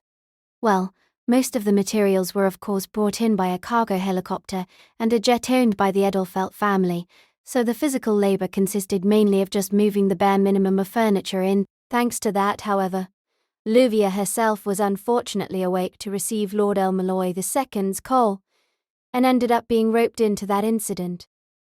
Thoughtful. For now, at least. As she said this, a voice called out from her side. My lady. Neutral. What is it, clown? Your tea is ready. Please relax for a little. As much of a mismatch as it seemed, the Mohican, sunglassed butler offered her a cup of tea with a bow. The cup of tea gave off a pleasant steam, showing it was heated to perfection as was usual for Luvia, and as she brought it to her lips, her expression finally lost some of its harshness. The orange tea with a faint trace of green, hinting at its origins in Nuara Ilia, and its refreshing fragrance were perfect for calming down her frayed state of mind. The slightly thick flavor matched perfectly with her mood. After enjoying the tea for a few minutes, Is it to your liking? her servant asked in a low voice, a voice carefully toned to avoid injuring her mood any further. His training had been endlessly thorough, to the point that while it was satisfying she felt a little melancholic about it. Luvia lowered the teacup. I suppose this is good enough. For now. Saying that, she narrowed her eyes. For Luvia Galita Edelfelt, the reason she had come to this castle was, in a manner of speaking, a business endeavor. Orla Almond had said as much earlier, but gossipy families like to refer to them as the most elegant hyenas on earth. Of course, protecting their family's secrets was a common problem, but they were also rather skilled at managing and putting those secrets to use. An incident like this was no more than everyday life for her. At least, that's how it was supposed to be. Determined. I guess the only thing left is to just try. Once again, her gaze returned to the map on the table. It was an old map that she had procured before arriving. Of course, it had no details of the Castle of Separation itself, instead showing some fake building meant to deceive public officials, but lying on top of it were also arrayed a variety of precious gemstones. Ruby, sapphire, emerald, diamond. Each and every one of them was a jewel that cheered her up just to look at. Naturally, they were of splendid size and brightness, but the workmanship and cut of each gem was flawless. As if they were connected to Luvia by some sort of invisible string, they gave off a mysterious pressure. Jewel magic. It was the specialty of the Edelfelt family. It was a branch of magecraft that took advantage of the natural properties of such gemstones that made them ideal for storing magical energy. Moving her eyes over each of the jewels again, Luvia renewed her focus and closed her eyes. The image was of a heart, her own heart, now a precious stone in and of itself, cracked and shattered. The instant that illusory sound reached out to her fingertips, her body became nothing more than a cog in the machine that would produce a mystery. A number of nerves in her body, totaling 100, transformed themselves into magic circuits and connected themselves to the ritual she was performing. At the same time, Luvia's consciousness spread out into a more ethereal body. As this sensation overtook her, Luvia opened her mouth. Incantation of awaken. Call. As if pushed by a breath of wind, the jewels began to move. The gems, which were anything but spherical, began to waver faintly, and then in a way that seemed physically impossible, began rolling around the table. What she was doing was using the gems for dosing. The technique of using dowsing to search for underground sources of water or ore veins was well known even to the common public. The image of a dowser walking around with 2 broken sticks was common to all kinds of books and television programs. Now, Luvia was using that traditional technique while adding her own plans to the mix. Incantation! Thou art Mars, blessed by the god of war. Blowing on the ruby, she activated it. Depending on your school of study, which celestial body each type of jewel was aligned with varied widely. For example, rubies were often associated with the sun or Venus. Analytical! Mars! Since they had been given names taken from the Shemaphorai, it was most probable that the foundation of the Castle of Separation's magecraft was Kabbalah. Perfectly matching with its style would be impossible, but if she followed the same strain of logic, then the magic should still be more effective. The color is red, the number is 5, the metal is iron, the guardian angel is Kamamal. Livia carefully recited the sephira that rubies were associated with. As she spoke the last word, she ground her teeth. Even here there were angels. Of course, since Kabbalah used the Bible as its foundation, it was to be expected that angels would appear fairly frequently, but it was difficult to suppress her irritation at the frequency they were doing so. Channeling that irritation into focus on her magecraft, she shifted her gaze to the sapphire. Incantation! Thou art Jupiter, blessed by the Father. She continued, activating the emerald and diamond shortly after. As she finished, the movement of the jewels became more energetic. As if each of them had their own sense of gravity, the spinning stones settled into a pattern that seemed to reflect the movements of the actual celestial bodies. Since they were originally parts of the earth that had been dug up, from a Magus's point of view, perhaps that was natural. The stones continued to revolve around the old map, the center of their movement being the mansion. Luvia carefully tracked the movements of the stones. As the one who had, in a virtual sense, given birth to the microcosm before her, she wouldn't take her eyes off it for an instant. However, as if an invisible hand had reached down and grabbed them, the movement of the stones suddenly stopped.